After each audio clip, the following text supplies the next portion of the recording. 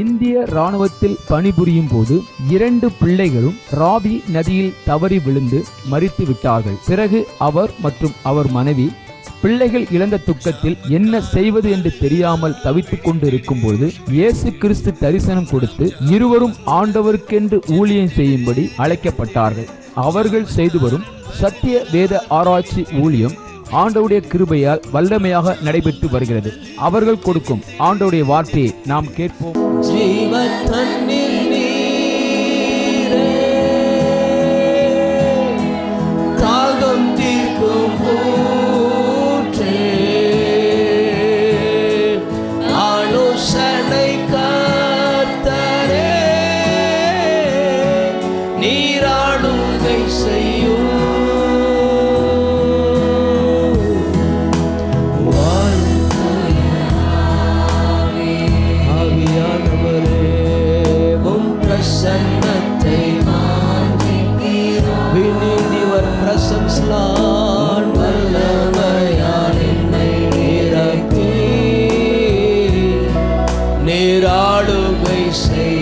ஆவியானவரே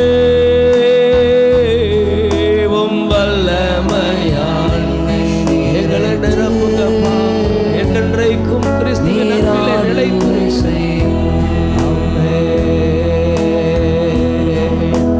அக்கினியும் நீரே பெரும் காற்றும்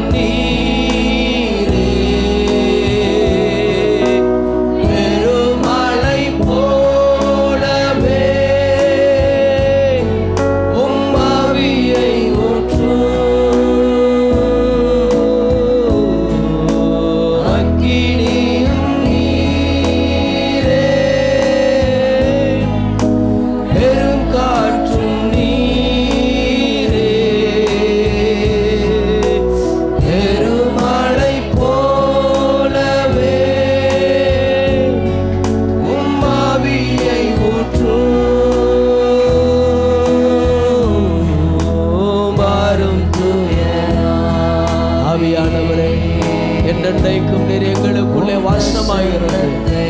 பிதாவின் சித்தத்தை நிறைவேற்று, கிறிஸ்துவின் விருப்பங்களை நிறைவேற்று, எங்களை வழி நடத்துவீரா.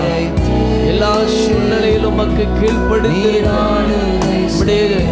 வார்த்தையை கேட்டு அதின்படி செய்ய எங்களை அர்ப்பணிக்கிறோம் அப்பா. என்னை நிறைத்தீ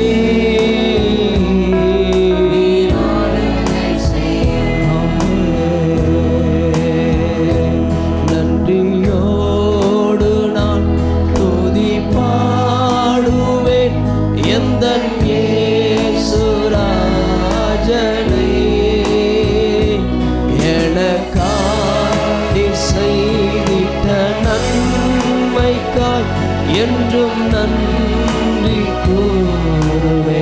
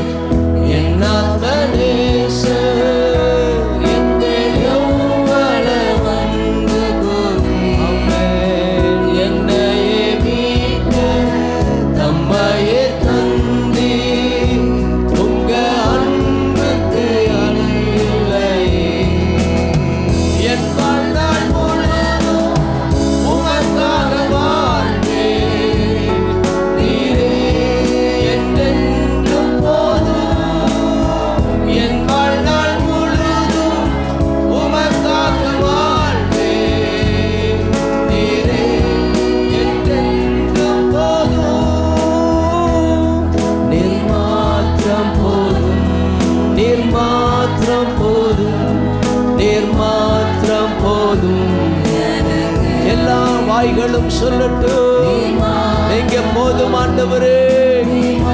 உலகத்தை காட்டிலும், செல்வத்தை காட்டிலும், உறவுகளை காட்டிலும் நீர் எங்களுக்கு போதுமானவர். நீர் மாத்திரம் போதும், நீர் மாத்திரம் போதும், நீர் மாத்திரம் போதும் எனக்கு. நீர் மாத்திரம் எந்த நாத்மநேசரும்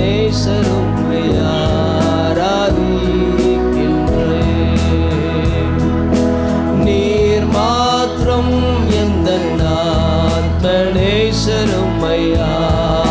ஆராதிக்கின்றே.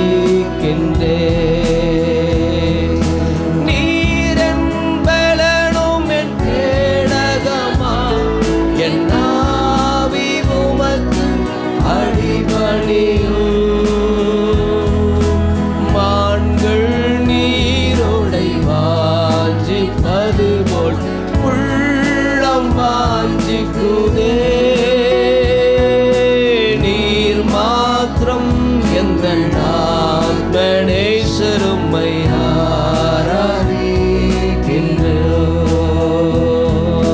நீர் மாத்திரம் எந்த நாத்மநேசரும் ஆராதிக்கின்றோம். நீர் மாத்திரம் எந்த ஆத்மநேசரும் ஆராதிக்கின்றோம். ஹல்லேலூயா, ஹல்லேலூயா, ஹல்லேலூயா. கரங்களை தட்டி ஆண்டவரே, நாங்கள் உம்மை நேசிக்கிறோம். எங்கள் வாழ்நாள் முழுவதும், எங்கள் வாழ்நாள் முழுவதும் ஆண்டவரே, உலகத்திற்கு அல்ல, உறவுகளுக்கு அல்லப்பா, உமக்காக வாழ இந்த ஆராதனையில இன்னும் எங்களை உம்முடைய ஆவியினால் பலப்படுத்துவீராக. கிறிஸ்துவுக்காக, சத்தியத்திற்காக காண்பிக்கிற வைராக்கியத்தினால இன்னும் எங்களை ஒரு விஷயம் பலப்படுத்துவீராக. தூய ஆவியானவரே, எங்கள் வாழ்நாள் முழுவதும் தேவ சித்தத்தை நிறைவேற்றுவதற்கு இன்றைக்கும் நாங்கள் ஒரு விஷயங்களை அர்ப்பணிக்கிறோம் அப்பா. நீர் எங்களை ஆட்கொண்டு நடத்துவீராக. கரங்களை தட்டி ஆவியில நிறைந்து ரீமா கபாதரபா சத்துலர பௌதனா திரபலங்கரபா. ஹல்லேலூயா, ஹல்லேலூயா, ஹல்லேலூயா, ஹல்லேலூயா. ஆமென். ஆண்டவரே, தொடர்ந்து எங்கள் மத்தியிலே நீர் மகிமைப்படுவீராக. எங்களை மீண்டும் ஒரு விஷயம் அர்ப்பணிக்கிறோம்.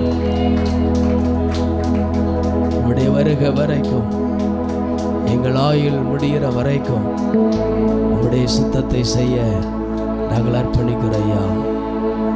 பரிசுத்த ஆவியானவர் எங்களை செம்மையான பாதையிலே நடத்துவீராக. ஆண்டவரே, நீர் எங்களுக்கு அனுக்கிரகம் செய்யும். பிதா, குமாரன், பரிசுத்த ஆவியானவரை நாங்கள் உயர்த்துகிறோம், மேன்மைப்படுத்துகிறோம், மகிமைப்படுத்துகிறோம். பிதாவே, உடைய நேசகுமாரனும் எங்கள் அன்பு ரட்சகருமாகிய ஆண்டவராக இயேசுவே நாமத்தினாலே எல்லா மகிமையும் கனமும் துதியும் உமக்கு செலுத்துகிறோம். நீர் எங்கள் மேல் வைத்த அன்புக்காக நாங்கள் நன்றி செலுத்துகிறோம். தொடர்ந்து நீர் எங்கள் மத்தியிலே நீர் மகிமைப்படுவீராக. இயேசுவே, நாங்கள் வாழ்நாளெல்லாம் மகிமைப்படுத்துவோம். உம்முடைய நாமத்தை எங்கும் உயர்த்துவோய்யா. தூய ஆவியானவரே, நாங்கள் உம்முடைய உணர்வுகளுக்கு, உம்முடைய ஆண்டவரே வார்த்தைகளுக்கு முக்கியத்துவம் கொடுத்து நாங்கள் உண்மையை சார்ந்து ஆண்டவரே உம்முடைய செயல்களை செய்ய எங்களை அர்ப்பணிக்கிறோம். தொடர்ந்து எங்களை ஆட்கொண்டு நடத்தும் இயேசுவின் நாமத்தில் பிதாவே, ஆமென். நம்முடைய நாமத்துக்கு மகிமை உண்டாவதாக. இந்த நாளிலே பரிசுத்த ஆராதனையை கலந்து கொண்டிருக்கிற ஒவ்வொருக்கும் ஆண்டவராக இயேசுவின் நாமத்தில் என் நன்றியை தெரிவித்துக் கொள்கிறேன். ஹல்லேலூயா. இந்த நாளிலே கூட நாம் அநேக வார்த்தைகளை கேட்டுக்கொண்டு வந்தோம். ஆவியானவர் நம்மோடு இடைப்பட்டிருக்கிறார். ஹல்லேலூயா. வேதத்தில் எத்தனை புத்தகங்கள் இருக்கிறது தெரியுமா உங்களுக்கு? 66 புத்தகம் இருக்கிறது. ஹல்லேலூயா. ஆனால் பரலோகத்தில் எத்தனை புத்தகம் இருக்குது? 3 புத்தகம். என்னென்ன புத்தகம்? ஜீவ புஸ்தகம், நாமக புஸ்தகம், எல்லாமே உங்களுக்கு என்ன பண்ணியிருக்கு? திருத்துவத்தை கொஞ்சம் நல்லா நம்ம பண்ணிக்கணும். வேதத்தில் இருக்கிற திருத்துவங்களை நம்ம அறிந்து கொள்ள வேண்டும். ஹல்லேலூயா. 3வது புத்தகம் என்ன புத்தகம்? ஆட்டுக்குட்டியானவரின் ஜீவ புஸ்தகம். ஹல்லேலூயா. இந்த 3 புஸ்தகத்திலே நாம் என்னென்ன செய்து கொண்டு போகிறோம்? ரட்சிக்கப்பட்ட நாட்களிலிருந்து அப்புறம் மரணம் சந்திக்கிற நாட்கள் வரைக்கும். ஹல்லேலூயா.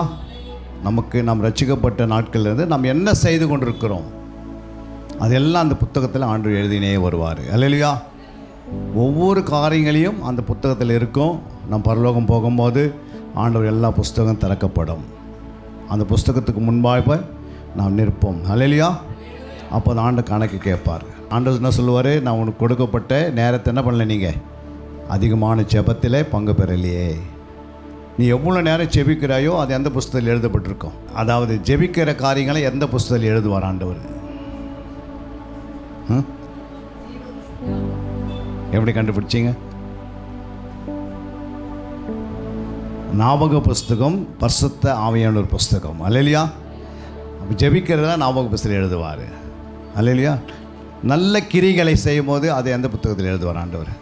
நற்கிரிகளை செய்யும் போது அது ஜீவ புஸ்தகத்தில். அல்லேலூயா. ஆத்ம ஆதாயம் செய்கிறீங்க பாரு, அது எந்த புஸ்தகத்தில் எழுதுவார்? ஆட்டுக்குட்டியினுடைய ஜீவ புஸ்தகத்தில். அதோடைய எண்ணங்களோடு சம்மந்தப்பட்டது, சிந்தனைகளோடு சம்மந்தப்பட்டது. அதனால் நம்ம எதை செய்தாலும் வீண் வார்த்தை பேசினா அது எந்த புஸ்தகத்தில் எழுதுவார்? ஞாபக புஸ்தகத்தில் எழுதி வைப்பார். அல்லேலூயா. ஏன்னா வீண் வார்த்தை கூட என்ன செய்யணுமா, ஒரு நாள் கணக்கு ஒப்புவிக்க வேண்டும். வாசிக்கலாம் ஒவ்வொரு வார்த்தையில்.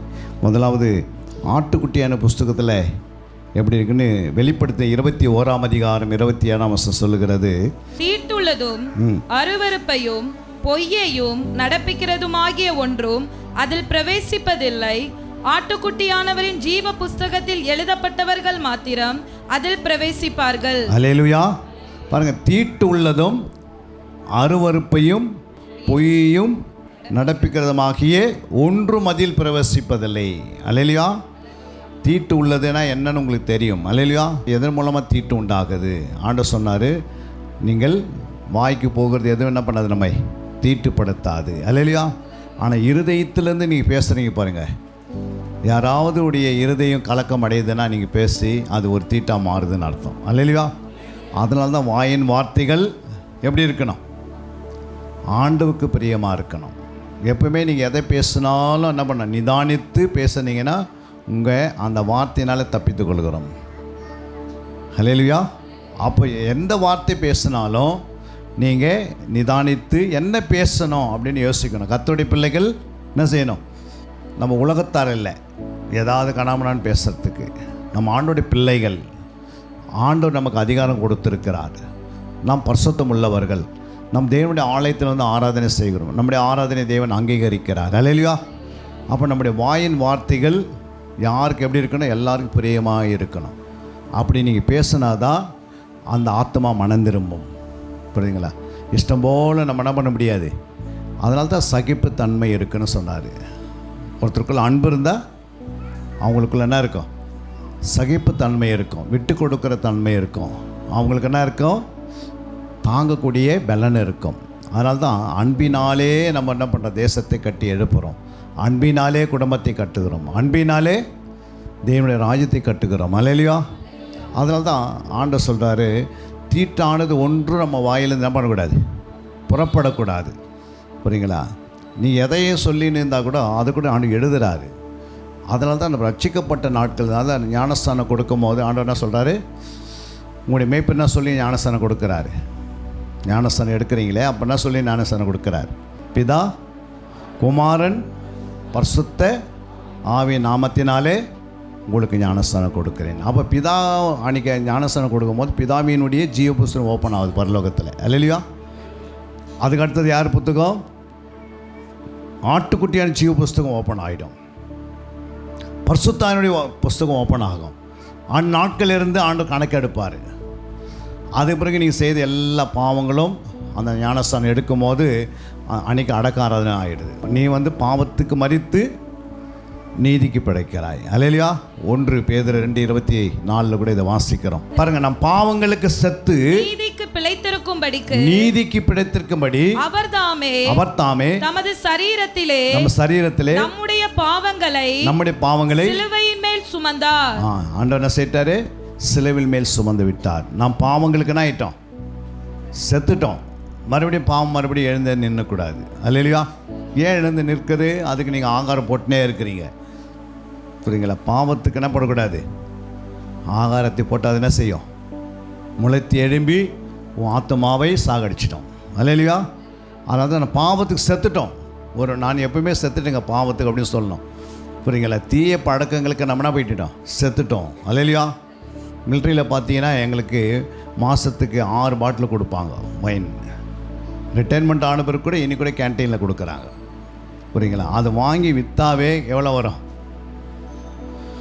ஒரு பாட்டிலுக்கு எப்படி ஒரு 300 ரூபாய்க்கு கிடைக்கும். 6 பாட்டிலுக்கு எவ்வளோ ஆச்சு?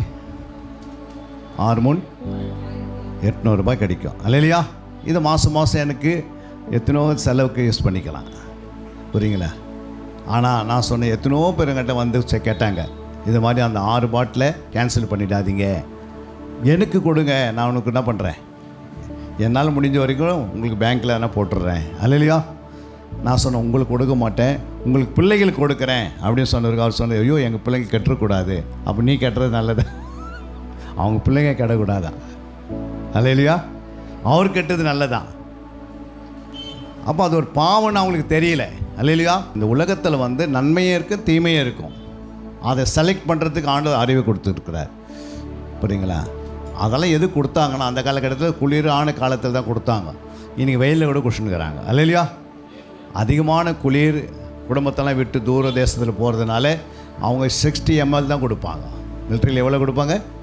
60 ml தான் கொடுப்பாங்க. 60 ml எப்படி இருக்கும்? கொஞ்சம் உண்டு. புரியுங்களா? இன்றைக்கி எவ்வளோ குடிக்கிறாங்க? பாட்டிலையும் என்ன பண்ணிடுறாங்க? மூடிடுறாங்க.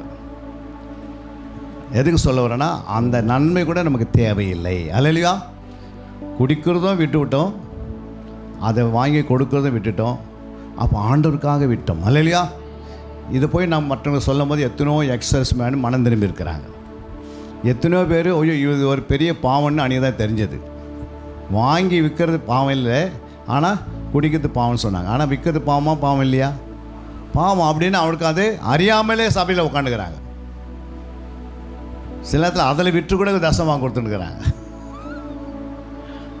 புரியுங்களா? அறியாமையில் செய்கிற பாவத்துக்கு ஆண்டவர் நம்ம கணக்கு கேட்பார், அறிந்த பாவங்களுக்கு கணக்கு கேட்பார். இல்லையா? அதனால தான் பரலோகத்தில் புஸ்தகங்கள் திறக்கப்பட்டிருக்கிறது. அதனால் 3 விதமான ஞானஸ்தானம் சொல்கிறார் ஆண்டவர். வாசிங்க அந்த வசனத்தை, மத்தேயு 3:11. மனம் திரும்புதலுக்கென்று நான் ஜலத்தினால் உங்களுக்கு ஞானஸ்நானம் கொடுக்கிறேன், எனக்கு பின் வருகிறவரோ என்னிலும் வல்லவராயிருக்கிறார், அவருடைய பாதரட்சைகளை சுமைக்கிறதற்கு நான் பாத்திரன் அல்ல, அவர் பரிசுத்த ஆவியினாலும் அக்கினியினாலும் உங்களுக்கு ஞானஸ்நானம் கொடுப்பார். அல்லேலூயா. பாருங்க, நான் ஜலத்தினாலே உங்களுக்கு ஞானஸ்நானம் கொடுக்கிறேன், எனக்கு பின் வருகிறவரோ அவர் பரிசுத்த ஆவியினாலும் அக்கினியினாலும் ஞானஸ்நானம் கொடுப்பார். அப்போ ஆண்டவர் என்ன பண்ணுறாரு நமக்கு? நீங்கள் ஜலத்தினால ஞானஸ்நானம் எடுத்துட்டீங்க, இப்போ ஆவினால் எடுத்துருக்கிறீங்களா? ஆவினால் எடுத்து மட்டும் கரங்களை உயர்த்தி காட்டுங்க, நான் பரிசுத்த ஆவினால் ஞானஸ்நானம் பெற்றுக்கொண்டேன். இன்னும் நிறைய பேர் எடுக்கலை, கரங்களை உயர்த்த மாட்டேன்றீங்க. அல்லையா? அதே அப்போஸ்தலர் 1ஆம் அதிகாரம் 4ஆம் வசனம் வாசித்தீங்கன்னா, அன்றியும் அவர் அவர்களுடனே கூடி வந்திருக்கும் போது அவர்களை நோக்கி, யோவான் ஜலத்தினாலே ஞானஸ்நானம் கொடுத்தான், நீங்கள் சில நாளுக்குள்ளே பரிசுத்த ஆவியினாலே ஞானஸ்நானம் பெறுவீர்கள். அல்லேலூயா. அப்போ தெளிவாக சொல்றார் இயேசு கிறிஸ்து அப்போஸ்தலர்களுக்கு. பாருங்க, யோவான் ஸ்நானகன் உங்களுக்கு என்ன பண்ணியிருக்கிறாரு? ஜலத்தினால் ஞானஸ்நானம் கொடுத்திருக்கிறார். அல்லேலூயா. அப்போ ஜலத்தினால் கொடுத்தவர் என்ன செய்தார்? எந்த நாமத்தில் கொடுத்தாரு? இயேசு கிறிஸ்துக்கு யோவான் ஞானஸ்நானம் கொடுத்தாரு. அது எந்த நாமத்தினால் கொடுத்தாரு? பிதாவின் நாமமா இல்லை பிதா குமாரன் பரிசுத்த நாமத்திலையா? பிதாவின் நாமத்தினாலே ஞானஸ்நானம் கொடுத்தாரு. அல்லேலூயா. அதே போல் ஸ்ரீசர்களுக்கும் யோவான் என்ன பண்ணார்? பிதாவின் நாமத்தை சொல்லி ஞானஸ்நானம் கொடுத்தாரு. அல்லேலூயா. ஆனால் இப்போ என்ன பண்ணாங்க? பரிசுத்த ஆவினால் என்ன பண்ணோம்? ஞானஸ்நானம் பெறணும். அது இயேசுவே சொல்லிட்டு போகிறாரு. அதே போல் நமக்கு அதான் சொல்கிறார் ஆண்டவர். இங்கே உட்காந்துருக்கிற அத்தனை பேர் என்ன பண்ணியிருக்கணும்? பரிசுத்த ஆவியிலே ஞானஸ்நானம் எடுத்தால் தான் நீங்கள் அடுத்த காரியங்கள் உங்களுக்கு நீங்கள் என்ன செய்யணும் செய்யக்கூடாதுன்னு தெளிவாக தெரியும். அல்லேலூயா. அப்போ பரிசுத்த ஆவியை நீங்கள் பெற்றுக்கொள்ளலைன்னா உங்களுடைய வாழ்க்கையில் நீங்கள் ஞானஸ்நானம் எடுத்தது வேஸ்ட். அல்லேலூயா. எப்படி வேஸ்ட்டுன்னா அங்கேயே வாசிக்கிறோம். அப்போஸ்தலர் 19ஆம் அதிகாரம் 3ஆம் வசனத்தை வாசிங்க. அப்படியால் நீங்கள் எந்த ஞானஸ்நானம் பெற்றீர்கள் என்றான். அதற்கு அவர்கள் யோவான் கொடுத்த ஞானஸ்நானம் பெற்றோம் என்றார்கள். அப்பொழுது பவுல், யோவான் தனக்கு பின் வருகிறவராகிய கிறிஸ்து இயேசுவில் விசுவாசிகளாய் இருக்க வேண்டும் என்று ஜனங்களுக்கு சொல்லி மனம் திரும்புதலுக்கு ஏற்ற ஞானஸ்நானத்தை கொடுத்தானே என்றான். இதை கேட்டபோது அவர்கள் கர்த்தராகிய இயேசுவின் நாமத்தினாலே ஞானஸ்நானம் பெற்றார்கள். மறுபடியும் ஞானஸ்நானம் பெற்றாங்க. அல்லேலூயா. ஆனால் 2ஆம் வசனம் சொல்லுது, நீங்கள் விசுவாசிகளான போது பரிசுத்த ஆவியை பெற்றீர்களா என்று கேட்டான். அதற்கு அவர்கள் பரிசுத்த ஆவி உண்டென்பதை நாங்கள் கேள்விப்படவே இல்லை என்றார்கள். அப்போஸ்தலர் 2ஆம் அதிகாரத்தில் பரிசுத்த ஆவியானவர் என்ன பண்ணிட்டாரு? எழுப்புதல் ஆவியை ஊற்றிட்டார் சபையில். அல்லேலூயா. ஆனால் 19ஆம் அதிகாரம் வரைக்கும் ஒரு கூட்டம் என்ன பண்ணிருக்கு? அப்படி என்ன பரிசுத்த ஆவி என்னன்னே தெரியாது, சுற்றின்னு எடுக்கிறாங்க. அல்லேலூயா. அப்போது அப்படியே சுற்றின்னு வரார். யாரே பவுல் சுற்றினே வரார் ஒவ்வொரு நாடுகளாக போய். அப்போ ஒவ்வொரு சபையில் கேட்டிங்கனே வரார், பரிசுத்த ஆவி பெற்றீங்கன்னா அப்படின்னு எங்களுக்கு என்ன பண்ணல அப்படின்னு தெரியாது சொல்கிறேன், கேள்விப்படலேன்றாங்க.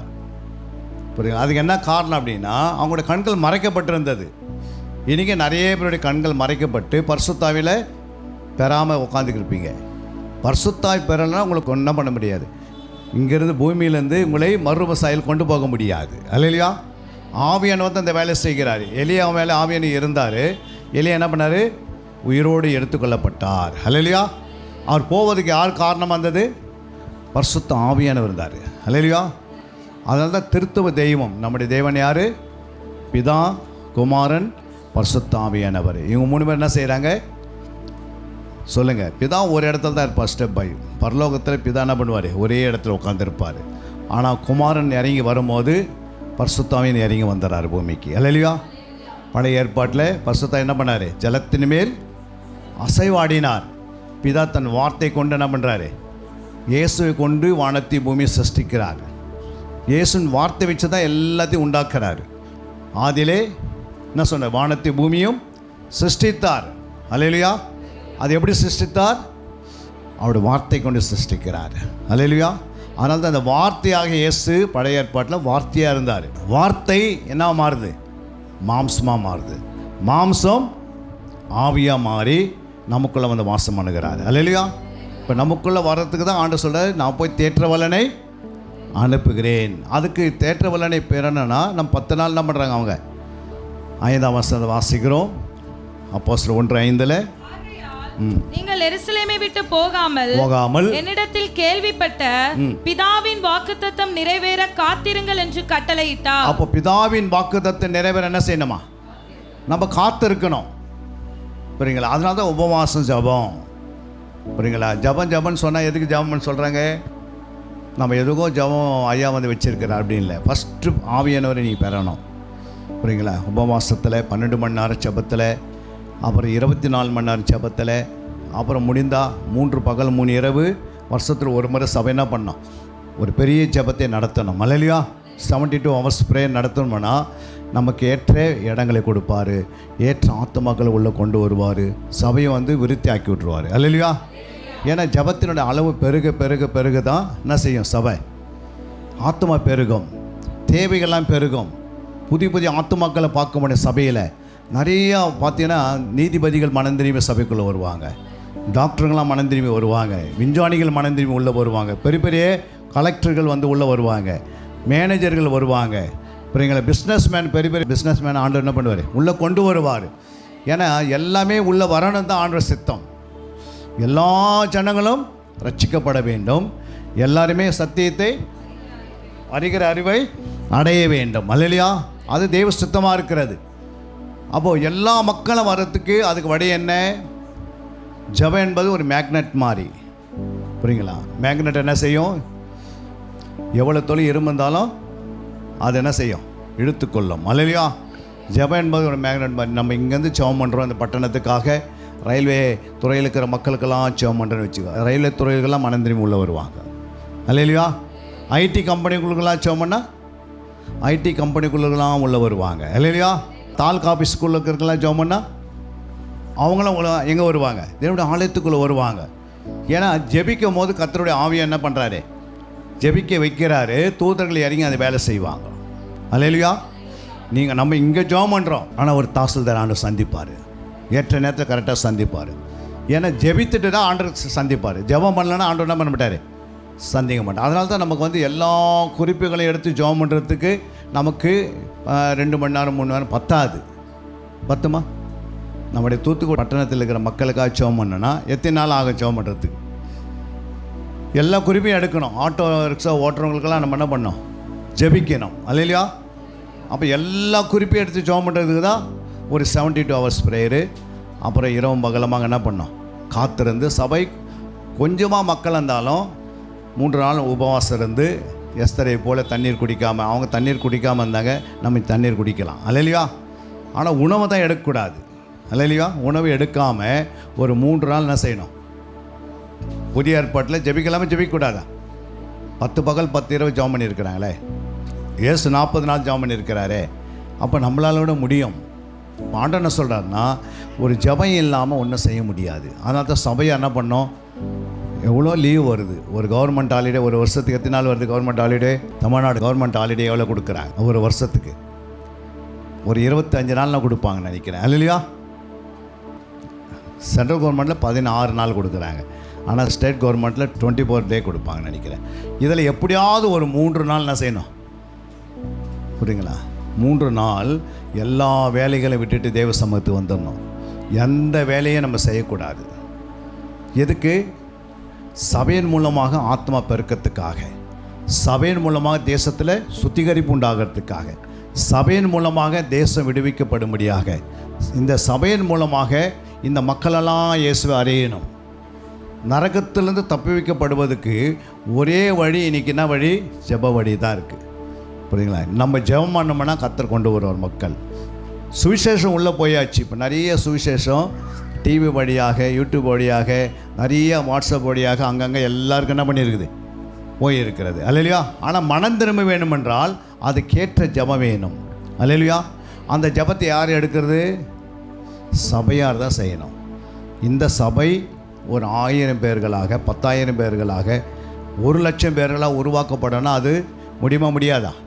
ஜெபத்தினால் முடியும், முழங்காலினால் முடியும், இரவு கண்விழித்து ஜெபிக்கினால் முடியும். இப்படி 3 பகல் 3 இரவு கண்ணீரோடு நீங்கள் ஜெபம் பண்ணி பாருங்கள். கர்த்தர் உங்களையும் ஆசீர்வதிப்பார், சபையும் ஆசீர்வதிப்பார், தேசத்தையும் ஆசீர்வதிப்பார். பரலோகம் சந்தோஷப்படும், பரலோகம் மனமகிழ்ச்சி அடையும். இப்படி ஒரு சபை ஜெபம் பண்ணி கொண்டிருக்கிறான்னு ஆண்டவரே இறங்கி சபைக்குள்ளே வருவார். அல்லேலூயா? அப்போ முதலாவது நம்ம என்ன செய்யணும்? ஜெபம் மிக அவசியம். அல்லேலூயா? ஜீவ புஸ்தகத்தில் என்ன செய்யணும்? நம்முடைய பெயரை தக்க வைக்கணும். அதுக்கு என்னென்ன செய்யணும்? ஆட்டுக்குட்டியான்னு சொல்கிற பாருங்கள். ஆட்டுக்குட்டியான் ஜீவ புஸ்தகத்தில் பிரசங்கி 3ஆம் அதிகாரம் 17ஆம் வசனம். சகல செய்கைகளையும் நியாயம் தீர்க்கும் காலம் இனி இருக்கிறபடியால் சன்மார்க்கனையும் துன்மார்க்கனையும் தேவன் நியாயம் தீர்ப்பார் என்று என் உள்ளத்தில் எண்ணினேன். பாருங்க, எண்ணங்களையும் சகல எண்ணங்களையும் சகல செய்கைகளையும் நியாயத்தீர்க்கும் காலம் இனி இருக்கிறபடியால் சன்மார்க்கனையும் துன்மார்க்கனையும் தேவன் என்ன பண்ணுவார்? நியாயம் தீர்ப்பார் என்று என் உள்ளத்தில் எண்ணினேன். அல்லேலூயா? அப்போது எண்ணங்கள் வழியாக இந்த பாவங்களை நம்ம என்ன பண்ணக்கூடாது, செய்யக்கூடாது. அல்லேலூயா? ஒரு நியாயத்தீர்ப்புக்கு முன்னாடி நம்ம நிற்கும் போது அது சன்மார்க்கனாக இருந்து நம்ம ரசிக்கப்பட்டிருக்கிறோம். அல்லேலூயா? இல்லை துன்மார்க்கனாக கூட ரசிக்கப்பட்டிருக்கிறோம். ஆனால் நியாயத்தீர்ப்பு ஒன்று இருக்கிறது நான் என்ன பண்ணியிருக்கிறாரு, சொல்லியிருக்கிறார். அல்லேலூயா? இன்னொரு வசனத்தை நீங்கள் வாசித்து பாருங்கள். 2 கொரிந்தியர் 5:10. ஏனென்றால் சரீரத்தில் அவனவன் செய்த நன்மைக்காவது தீமைக்காவது தக்க பலனை அடையும்படிக்கு நாம் எல்லாரும் கிறிஸ்துவின் நியாயசனத்திற்கு முன்பாக வெளிப்பட வேண்டும். அல்லேலூயா? பாருங்க, அங்கே சொல்ற பாருங்க. ஏனென்றால் சரீரத்தில் அவனவன் செய்த நன்மைக்காவது தீமைக்காவது தக்க பலனை அடையும்படிக்கு நாம் எல்லாரும் கிறிஸ்துவின் நியாயசனத்துக்கு முன்பாக வெளிப்பட வேண்டும். அப்போது ஒரு நாள் கிறிஸ்துக்கு முன்பாக போய் நிற்க போகிறோம். புரியுங்களா? ஆண்டவராக இயேசு அங்கே என்ன பண்ணுவார்? நியாயத்திற்கு நியாயாதிபதியாக நிற்பார். அல்லேலூயா? அப்போ ஆண்டவர் கேட்பார், மகளே நான் என்ன பண்ணேன், 20 வருஷம் நீ ஆலயத்துக்கு வந்த, 20 வருஷத்தில் ஒரு ஆத்மான ஆதாயப்படுத்தினியா அப்படின்னு கேட்பார். ஒரு ஆத்மா கூட உன்னால் மனம் திரும்ப முடியாதா? சுவிசேஷம் அறிவிக்க முடியாதா? ஜெபிக்க முடியாதா? ஆண்டு கணக்கு கேட்பார். அப்போ ஆண்டவரே எனக்கு என்ன நேரமே இல்லை ஆண்டவரே, எனக்கு உலகத்தில் நிறைய வேலை இருந்தது. அப்போ ஆண்டவர் என்ன செய்வார்? அந்த மனசனை பிடித்து எங்கே கொண்டு போடுவார்? சொல்லுங்கம்மா, நரகத்தை கொண்டு போய் போட்டுருவார். புரியுங்களா? நமக்கு ஆத்ம ஆதாயம் பண்ணணும். என்ன செய்யணும்? அது எப்படியெல்லாம் பண்ண முடியும்? உன் சாட்சியின் வாழ்க்கையில் பண்ணிடலாம். உன்னோடு கூட வேலை செய்கிறோடு பண்ணலாம். அல்லேலூயா? உன் பக்கத்து வீட்டில் போய் என்ன பண்ணலாம்? இயேசு பற்றி சொல்லலாம். இடரலாத ஒரு வாழ்க்கை வாழ்ந்து ஆத்ம ஆதாயம் செய்யலாம். ஏன் அப்படின்னா இங்கே தக்க பலன் இருக்கிறது. ஒவ்வொருக்கும் ஆண்டோடைய சமூகத்தில் இந்த வசனம் ஒரு நாள் நிறுத்துவார் ஆண்டவர். அப்போ ஆண்டவர் கணக்கு கேட்பார், நீ எனக்காக என்ன செய்த? நான் உனக்காக நான் ஜீவனே கொடுத்தேன், என் ரத்தத்தை சிந்தனை, நான் என் உயிரை கொடுத்தேன், உனக்காக 6 மணி நேரம் சிலுவையில் தொங்கினேன். எத்தனை மணி நேரம்? 6 மணி நேரம் சிலுவையில் தொங்கினார். எப்படி தொங்கினார்? யோசித்து பாருங்கள். அந்தரங்கத்தில் தொங்குற மாதிரி தொங்கினார். எவ்வளோ வேதனை! எல்லாம் நம்முடைய வேதனைகளையும் நோய்களையும் வியாதிகளையும் சாபத்தையும் எல்லா விதமான அக்கிரமங்களையும் மீறுதலையும் பாவங்களையும் இயேசு என்ன பண்ணிட்டார்? சிலுவையில் சுமந்தார். இல்லையா? ஆனால் அவருக்காக நம்ம என்ன செய்து கொண்டிருக்கிறோம்? ஏதோ சண்டே ஆன பிறகு நம்ம என்ன பண்ணுறோம்? ஆலயம் திறக்கப்பட்டிருக்கோம், நம்ம போய் என்ன பண்ணலாம்? கொஞ்ச நேரம் ஆராதனை பண்ணிவிட்டு ஆண்டவர் மகிமைப்படுத்திட்டு வந்தால் போதுமா? அவருடைய சித்தத்தை செய்யணுமே, புரியுங்களா? அப்போ அதற்காக நம்முடைய ஆத்மா பாரம் என்ன இருக்குதா? ஃபஸ்ட்டு ஜப பாரம் இருக்குதா? இல்லை நற்கிரியை செய்கிற ஒரு பாரம் இருக்குதா? அப்படின்னு நம்ம என்ன செய்யணும்? ஆராய்ந்து பார்க்கணும். இல்லையா? என்னால் என்ன முடியும்? உன்னெல்லாம் வந்து என்ன பண்ண முடியும்? ஒரு ஆத்மா ஆதாயம் செய்ய முடியும், ஆத்மாக்காக ஜெபம் பண்ண முடியும், ஆத்மாவுக்கு கொடுக்க முடியும், தாங்க முடியும். ஏதாவது ஒரு காரியத்துக்காக ஆத்மாக்கு என்ன செய்யணும்? ஆட்டுக்குட்டியான் ஜீவ புஸ்தகத்தில் உன் பேரை தக்க வைக்கணும்னா, புரியுதுங்களா, நீங்கள் ஏதாவது செய்தால் தான் தக்க வைக்க முடியும். நீங்கள் எதுவுமே செய்யலை அப்படின்னா புதிய எருசலேமுக்குள்ளே உள்ள நுழையே முடியாது. தீட்டானதும் அப்புறம் அருவறுப்புகளும் எதுவும் உள்ளே வரவே வராது.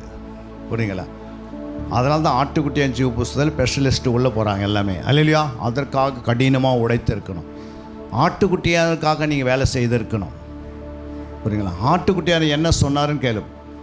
உனக்காக அவர் ஜீவனை கொடுத்தார்னா நம்மளால் சுவிசேஷம் அறிவிக்க முடியும். அல்லேலூயா. நல்ல நற்கிரிகளை செய்து ஆத்மா ஆதாயம் செய்ய முடியும். அல்லேலூயா. எத்தனையோ வீட்டுகளில் பார்த்தீங்கன்னா புருஷன் மனம் திரும்பாது இருப்பாங்க, மனைவி மனம் திரும்பி இருப்பாங்க. அப்போது போதனையே இல்லாமல் புருஷன் மனம் திரும்ப முடியுமா? முடியாதா? பவுல் என்ன சொல்கிறாரு? ஒவ்வொரு இடத்துக்கு போகும்போது அவங்களை போல மாறி, அவங்களை போல் என்ன பண்ணுற சாயலை உருவாக்கப்பட்டு அவங்களோட இணைந்து அவங்களுக்கு சுவிசேஷம் அறிவித்து அந்த ஆத்மா ஆதாயப்படுத்துவார்.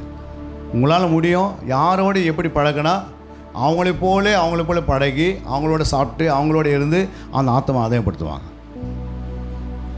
முடியாதா? இதெல்லாம் எதுக்குன்னா பலன் உண்டாக்கணும். அங்கே பாருங்கள் என்ன சொல்கிறாரு? சரீரத்தில் அவனவன் செய்த நன்மைக்காவது தீமைக்காவது தக்க பலனை அடையும்படிக்கு நாம் எல்லாரும் கிறிஸ்துவின் நியாயாசனத்திற்கு முன்பாக வெளிப்பட வேண்டும். அங்கே தெளிவாக எழுதுகிறார், பலனை அடைவதற்கு. புரியுங்களா? இப்போ பலன் நீங்கள் பெற்றுக்கொள்ளணும்னா நீங்கள் பூமியில் 24 மணி நேரத்தில் 1 மணி நேரம் ஒதுக்கி நீங்கள் ஆத்மா ஆதாயம் செய்யணும். அல்லேலூயா. அப்போல்லாம் பார்த்தீங்கன்னா சண்டே முடிச்ச பிறகு என்ன பண்ணுவாங்கன்னா ஒரு வண்டி எடுத்துக்கின்னு ஒரு கிராமத்துக்கு போயிடுவாங்க. புரியுங்களா? போயிட்டு அந்த கிராமத்தில் ட்ராக்ஸ் ஊழியம் செய்வாங்க, ஆத்மா ஆதாயம் பண்ணுவாங்க, சுவிசேஷம் அறிவிப்பாங்க. அவங்களுக்காக நற்கிரிகளை முடிந்த அளவுக்கு ஏதாவது ஒரு பொருள் வாங்கி போய் என்ன பண்ணுவாங்க? அந்த ஊருக்கு கொடுப்பாங்க. எப்படியாவது ஆத்மா ஆதாயத்துக்கு அனித்தியமான பொருளினால் ஆத்மா என்ன செய்யணும்? ஆதாயப்படுத்தணும். ஞானமுள்ளவன் தன் ஆத்மா ஆதாயப்படுத்துகிறான் அப்படின்னு வசனம் சொல்லுது. ஞானமுள்ளவனாக இருந்தால் தான் நம்ம ஆத்மா ஆதாயப்படுத்த முடியும். இரண்டாவது நம்ம பார்க்குறோம், ஜீவ புஸ்தகத்தில் எப்படி நம்முடைய பேரை ஆண்டவர் கிரிக்க போடுறா பாருங்கள். வெளிப்படுத்தும் விசேஷம் 3ஆம் அதிகாரம் 5ஆம் வசனம். அவனுக்கு வெண்வஸ்திரம் தரிப்பிக்கப்படும், ஜீவ புஸ்தகத்திலிருந்து அவனுடைய நாமத்தை நான் கிறுக்கி போடாமல் என் பிதா முன்பாகவும் அவருடைய தூதர் முன்பாகவும் அவன் நாமத்தை அறிக்கையிடுவேன். பாருங்க, ஜெயங்கொள்கிறவன் கிறிஸ்துடைய வாழ்க்கை என்னது? ஜெயங்கொள்கிறவன் தான். ஃபஸ்ட்டு பாவத்திலிருந்து நீ முற்றிலும் ஜெயங்கொள்ள வேண்டும். அல்லேலூயா. ஏன்னா அந்த பாவம் என்பது சாதாரண காரியம் கிடையாது. இந்த பாவ சரீரத்தில் நம்ம இருக்கிறோம். நம்முடைய உள்ளான மனுஷன் உள்ளே இருக்கிறான். அல்லேலூயா. வெளியே இருக்கிற மனுஷன் எப்படி இருக்கிறான்? பாவ மனுஷனாக ஆதாமை போல இருக்கிறான். அல்லேலூயா. உள்ளான மனிதன் தான் இயேசுவாக மாறுறது. அப்போ இந்த சரீர ஆத்மா மாற தான் இந்த வெளியே இருக்கிற மனுஷனுடைய தன்மைகள்லாம் பண்ணும், ஆட்டோமேட்டிக்காக மாற்றங்கள் வரும். சரிங்களா? வெளியே இருக்கிற மனசை வச்சு நம்ம உள்ளான மனசை மாற்ற முடியாது. ஆனால் உள்ளே இருக்கிற மனசனை வச்சு தான் வெளியே இருக்கிற மனசனை மாற்றங்கள் முடியும். அதை தான் 2 கொரிந்தியர் 4ஆம் அதிகாரம் 16ஆம் வசனத்தில் வாசிக்கிறோம். நாங்கள் சோர்ந்து போகிறதில்லை. எங்கள் புறம்பான மனுஷனானது அழிந்தும் உள்ளான மனுஷனானது நாளுக்கு நாள் புதிதாக்கப்படுகிறது. அப்போ உள்ளான மனுஷன் செய்யணும், நாளுக்கு நாள் புதிதாக்கப்பட்டுக்கிட்டே இருக்கணும். ஏன் புதிதாக்கப்படணும்? வெளியே இருக்கிற மனுஷன் நாளுக்கு நாள் என்ன பண்ணுவான்? நாளுக்கு நாள் அழிவை நோக்கி போய்கொண்டே இருக்கும். புரியுங்களா? அழிவுனா என்ன அர்த்தம்னா, இந்த சரீரம் பார்த்தீங்கன்னா நீங்கள் 18 வயசில் இந்த சரீரத்தை பார்க்கும்போது கண் எப்படி இருக்கும்? நல்லா தெளிவாக தெரியும். ஆனால் ஒரு 60 வருஷம் ஆன பிறகு கண்ணை எப்படி ஆகுது? மங்கலமாக மாறிடும். இந்த ஸ்கின் பார்த்தீங்கன்னா எப்படி இருக்கும்? கொஞ்சம் கொஞ்சமாக சுருங்க ஆரம்பிச்சிடும். உள்ளுக்கிற எலும்புலாம் என்ன பண்ணோம்? தானே பலவீனப்படும். அப்போ இது நாளுக்கு நாள் என்ன பண்ணோம்? அழிவை நோக்கி போய்கொண்டே இருக்கும். அதனால தான் நமக்கு மரணன்றது ஒரு நேரம் வரும்போது மரணம் சந்தித்துறது. புரியுங்களா? ஏன் இப்படியே நம்ம இருக்கணும்னா என்ன பண்ண முடியாது? அப்படி ஆண்டு வைக்கல. வயது ஆக ஆக ஆக உள்ளான மனுஷன் வளர வேண்டும். வெளியே இருக்கிற மனுஷன் நாளுக்கு நாள் அழிவுக்கு நேராக போய்கொண்டே இருப்பான். ஆனால் இந்த சரீரத்துக்குள்ளே இருக்கிற ஆத்மாவை என்ன செய்யணும்? நம்ம புதுப்பிக்கப்படுதுன்னே இருக்கணும். உள்ளான மனுஷன் தான் நம்மளை டேக் ஓவர் பண்ணணும். அல்லையா? உள்ளான மனுஷன் படி தான் நடக்கணும். வெளியிருக்கிற சொல்கிற மனுஷனுக்காக நம்ம நடக்கக்கூடாது. நம்ம என்ன பண்ணுறோம்? வெளியிருக்கிற மனுஷன் தான் என்ன பண்ணுறோம்? நிறைய டைம் எது கொடுக்குறோம்? மாம்சத்துக்கு அதிகமாக கொடுக்குறோமா, சரீரத்துக்கு அதிகமாக கொடுக்குறோமா? நம்ம சொல்லுங்கம்மா. வெளியிருக்கிற மனுஷன் தான் நிறைய டைம் கொடுக்குறோம். ஆனால் உள்ளுக்கிற மனுஷனுக்கு சொல்லுங்கள், நேரம் கொடுக்கறதே கிடையாது. அதனால தான் உள்ளான மனுஷன் நாளுக்கு நாள் என்ன பண்ண முடியல? வளர்ச்சி இல்லை. உள்ளான மனுஷனுக்குள்ளே சேஞ்சு வரணும், மாற்றங்கள் வரணும். உள்ளான மனுஷனுக்குள்ளே வசனம் உள்ளே போய் மாற்றங்கள் கொண்டு வருது. அல்லேலூயா. ஆண்டோடைய வார்த்தை உள்ளே போய் தான் என்ன பண்ணோம்? ஏற்கனவே உள்ளுக்கிற மனசு செத்து போய் எடுக்கிறான். அந்த செத்து போன மனுஷன் என்ன பண்ணோம்? அதனால தான் வசனம் ஒன்று சொல்லுகிறது. யோவான் 6ஆம் அதிகாரம் 63ஆம் வசனம் வாசிக்கும் போது பாருங்க, ஆவியோ உயிர்ப்பிக்கிறது, மாம்சமானது ஒன்றுக்கும் உதவாது. அப்ப இந்த மாம்சமானது என்ன பண்ணாது? ஒன்றுக்குமே உதவாதான். நான் உங்களுக்கு சொல்லுகிற வசனங்கள் ஆவியாகும் ஜீவனாயும் இருக்கிறது. பாருங்க, நான் சொல்ற வசனம் எப்படி இருக்கா? ஆவியும் ஜீவனமா இருக்கிறது. வெளியே இருக்கிற அந்த மனுஷன் இயேசு சொல்றாரு, அவருடைய சரீரத்தை குறித்தே பேசுறாரு. மாம்சமானது ஒன்றுக்கும் உதவாது. ஏன்னா இயேசுக்குள்ள இருந்த சரீரம் வந்து வார்த்தையின் சரீரம். என்ன சரீரம்? வார்த்தையின் சரீரம். அதனால தான் எப்பவுமே அடக்கம் பண்ணிட்டு பிறகு 3ஆம் நாள் அதே சரீரத்தில் என்ன பண்ணிடுறாரு? அதே சரீரத்தில் எழுந்து வெளியே வராரு. ஏன் அந்த சரீரம் எங்கேருந்து உண்டாச்சு? எங்கேருந்து உண்டாச்சு? வார்த்தையிலேருந்து உண்டாச்சு. அல்லேலூயா. 1:14 வாசிக்கும் போது, யோவான் 1:14, கிருபையினாலும் சத்தியத்தினாலும் நிறைந்தவராய் நமக்குள்ளே வாசம் பண்ணினார். அந்த வார்த்தை என்னாவது? மாம்சமாகுது. எப்படி மாம்சமாகுது? கன்னி மரியாளுக்குள்ள ஆண்டோடைய வார்த்தை உள்ள போய் சேருது. புரியுங்களா? மரியாள் சொல்றாங்க, நான் வார்த்தைக்கு இல்லை, அடிமை. அல்லேலூயா. அந்த அம்மா சொல்றாங்க, ஆண்டோடைய வார்த்தைக்கு நான் யாரு? அடிமை. அப்போ அடிமைன்னு சொன்ன பிறகு தூதன் என்ன பண்ணிடுறாரு? அந்த எல்லை விட்டு போயிடுறாரு. அப்போ இந்த வார்த்தை உள்ளே போகுது. உடனே பரிசுத்த பிதாவின் வல்லம் என்ன பண்ணுது? பலமாய் கன்னி மரியாதை மேலே விடுது. பரிசுத்தனுடைய நிழல் படுது. நிழல். அல்லேலூயா. நிழல் பட்டதுனால்தான் மறுபடியும் என்ன பண்ணார் ஆண்டவர் இயேசு கிறிஸ்து? பரிசுத்தன் நிழல் படுறதுக்கும் பரிசுத்தம் இறங்கிறதுக்கு வித்தியாசம் இருக்குதா இல்லைங்களா? பரிசுத்தாவினவர் உள்ளே வருவதுக்கும் அவர் நம்ம மேலே நிழல் படுவதுக்கு வித்தியாசம் இருக்கான்னு இல்லையா? இப்போ ஏற்கனவே அவர் பரிசுத்த ஆவிக்குள்ளேயே என்ன பண்ணிட்டாரு? வசனம் என்னவா இருக்குது? பரிசுத்த வார்த்தையெல்லாம் பரிசுத்தமாக இருக்கிறது, பரிசுத்த ஆவியாக இருக்கிறது. அப்போ பரிசுத்த ஆவியானவர் என்ன பண்ணுறாரு? நிழல் எடுக்கிறார். நிழல் எடுத்தால் இட்டாரா இல்லைங்களா? பரிசுத்த ஆவியானவர் கருவில் அந்த அம்மா வார்த்தையை எடுத்துக்கொண்ட பிறகு உள்ள ஆவியை என்ன பண்ணுறாரு? நிழல் எடுத்து அந்த உன்னதமானுடைய பலன் அவங்க மேலே இறங்குது. 3 வேலையும் ஒரே டைமில் நடக்குது.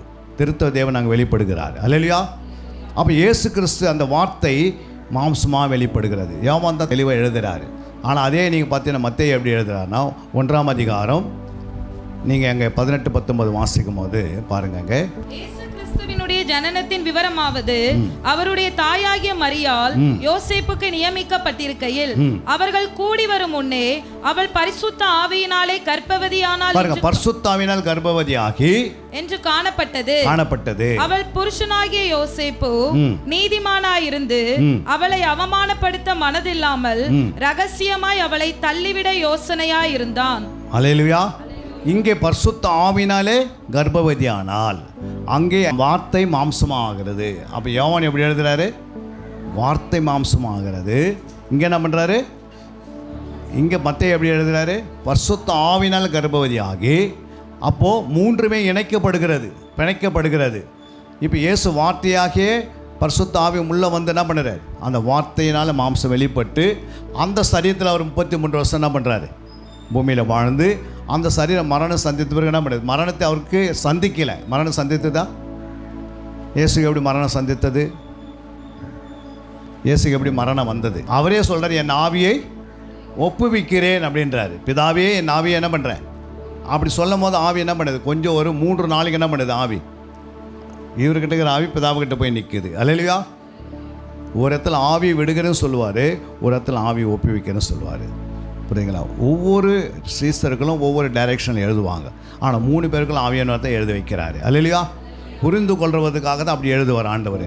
அப்போ ஆவியை ஒப்புவிக்கிறாரு, ஆவியை என்ன பண்ணுறாரு? விடுகிறாரு. அல்லேலூயா. ஆவி விடும்போது பூமி பிளக்குது. ஆவி விடும்போது கண்மலை என்ன பண்ணுது? பிளந்து அங்கே இருக்கிற பரிசுத்தவான்களை எழுந்து நிற்கிறாங்க. மத்தேயு 27:50-51. அப்பொழுது தேவாலயத்தின் திரைச்சீலை மேல் தொடங்கி கீழ் வரைக்கும் 2ஆக கிழிந்தது. அதுக்கு மேலே இருக்கிற மசல் வாசிங்க. இயேசு மறுபடியும் மகா சத்தமாய் கூப்பிட்டு ஆவியை விட்டார். பாருங்க, ஆவி விடுகிறார். சிலத்தில் ஆவியை ஒப்புவிக்கிறார். புரியுங்களா? அப்போ ஆவியை விட்ட பிறகு என்ன நடக்குது? அடுத்த வசனம் பாரு. தேவாலயத்தின் திரைச்சீலை மேல் தொடங்கி கீழ் வரைக்கும் 2ஆக கிழிந்தது. பூமியும் அதிர்ந்தது, கண்மலைகளும் பிளந்தது, கல்லறைகளும் திறந்தது.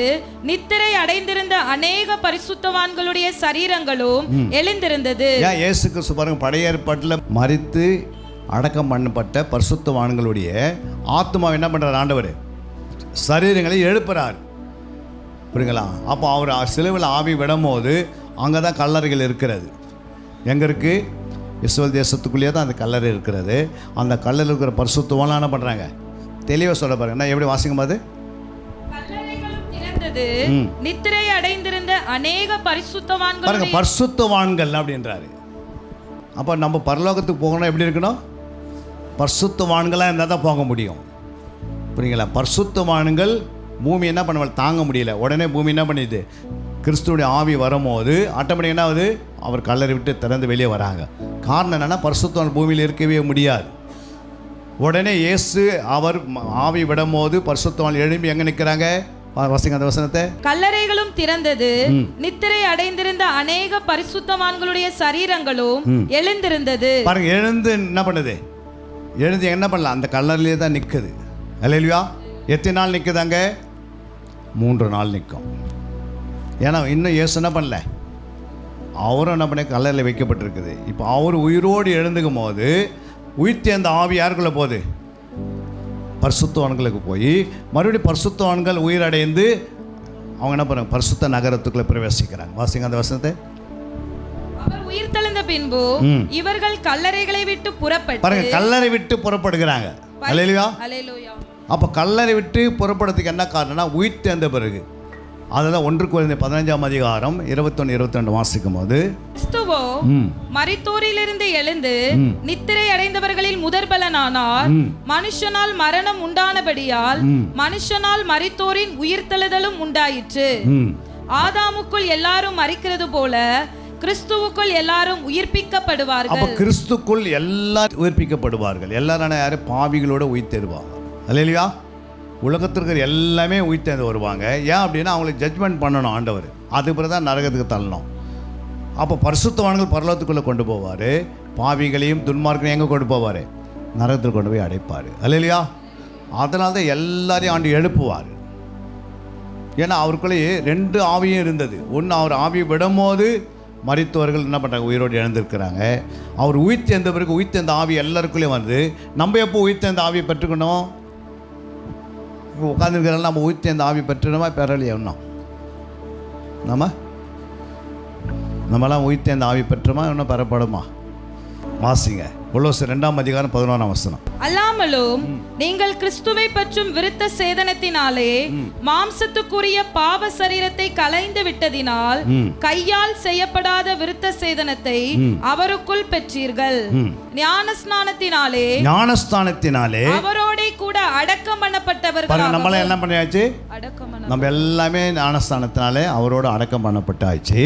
அதிலே அவரை மரித்தோரிலிருந்து எழுப்பின தேவனுடைய செயலின் மேலுள்ள விசுவாசத்தினாலே அவரோட கூட எழுந்தவர்களாகவும் இருக்கிறீர்கள். நம்ம என்ன பண்ணிட்டோம்? அவர் எப்படி எழுந்தாரோ அதே போல நம்ம ஞானஸ்தானத்தினால மரிக்கப்பட்டு நம்ம எல்லாம் உயிர்த்தெழுந்துட்டு இருப்போம். இப்போ உயிர்த்தெழுந்த ஆவி யாருக்குள்ள இருக்கு?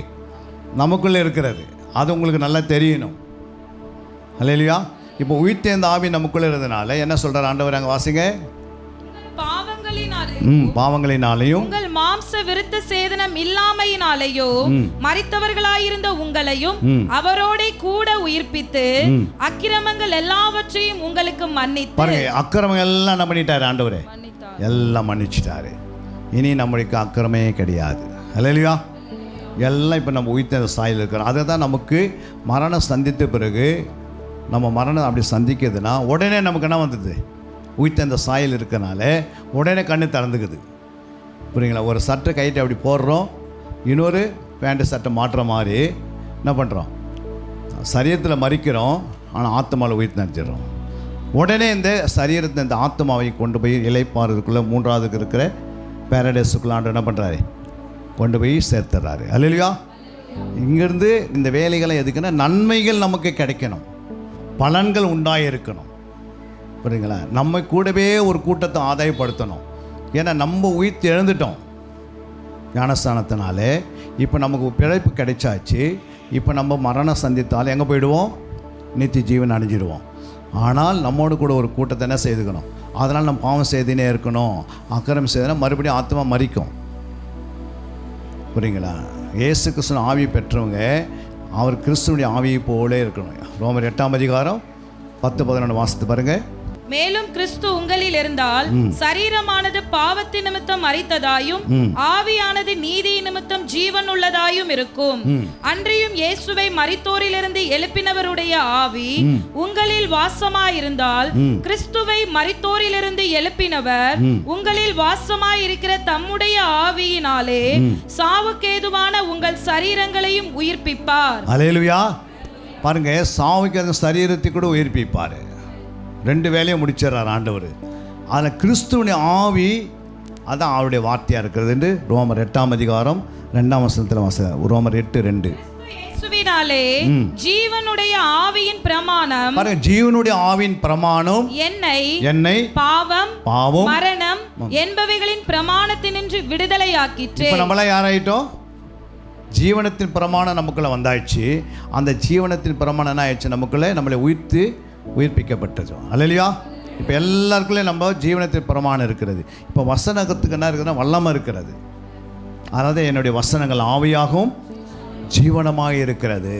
அல்லேலூயா. வார்த்தை எரிகிற வல்லமையாக மாறிச்சு. இந்த வார்த்தை எப்படி மாறிடுச்சு? இப்போது எரிகிற தீபமாக போல மாறிச்சு. வாசிக்கலாம் அந்த வசனத்தை. லூக்கா 24:32. ஒருவரையொருவர் நோக்கி வழியிலே அவர் நம்முடனே பேசி வேத வாக்கியங்களை நமக்கு விளங்க காட்டின பொழுது நம்முடைய இருதயம் நமக்குள்ளே கொழுந்து விட்டு எரியவில்லையா என்று சொல்லி. இப்போ வசனம் என்ன ஆயிடுச்சு? வசனத்தை விளக்கி காட்ட என்னாவது? இருதயங்கள் கொழுந்து விட்டு எரிகிறது அல்லவா? அப்போ ஆண்டவர் பூமியின் மேல் அக்னி போட வந்தேன். அது என்ன பண்ணுது?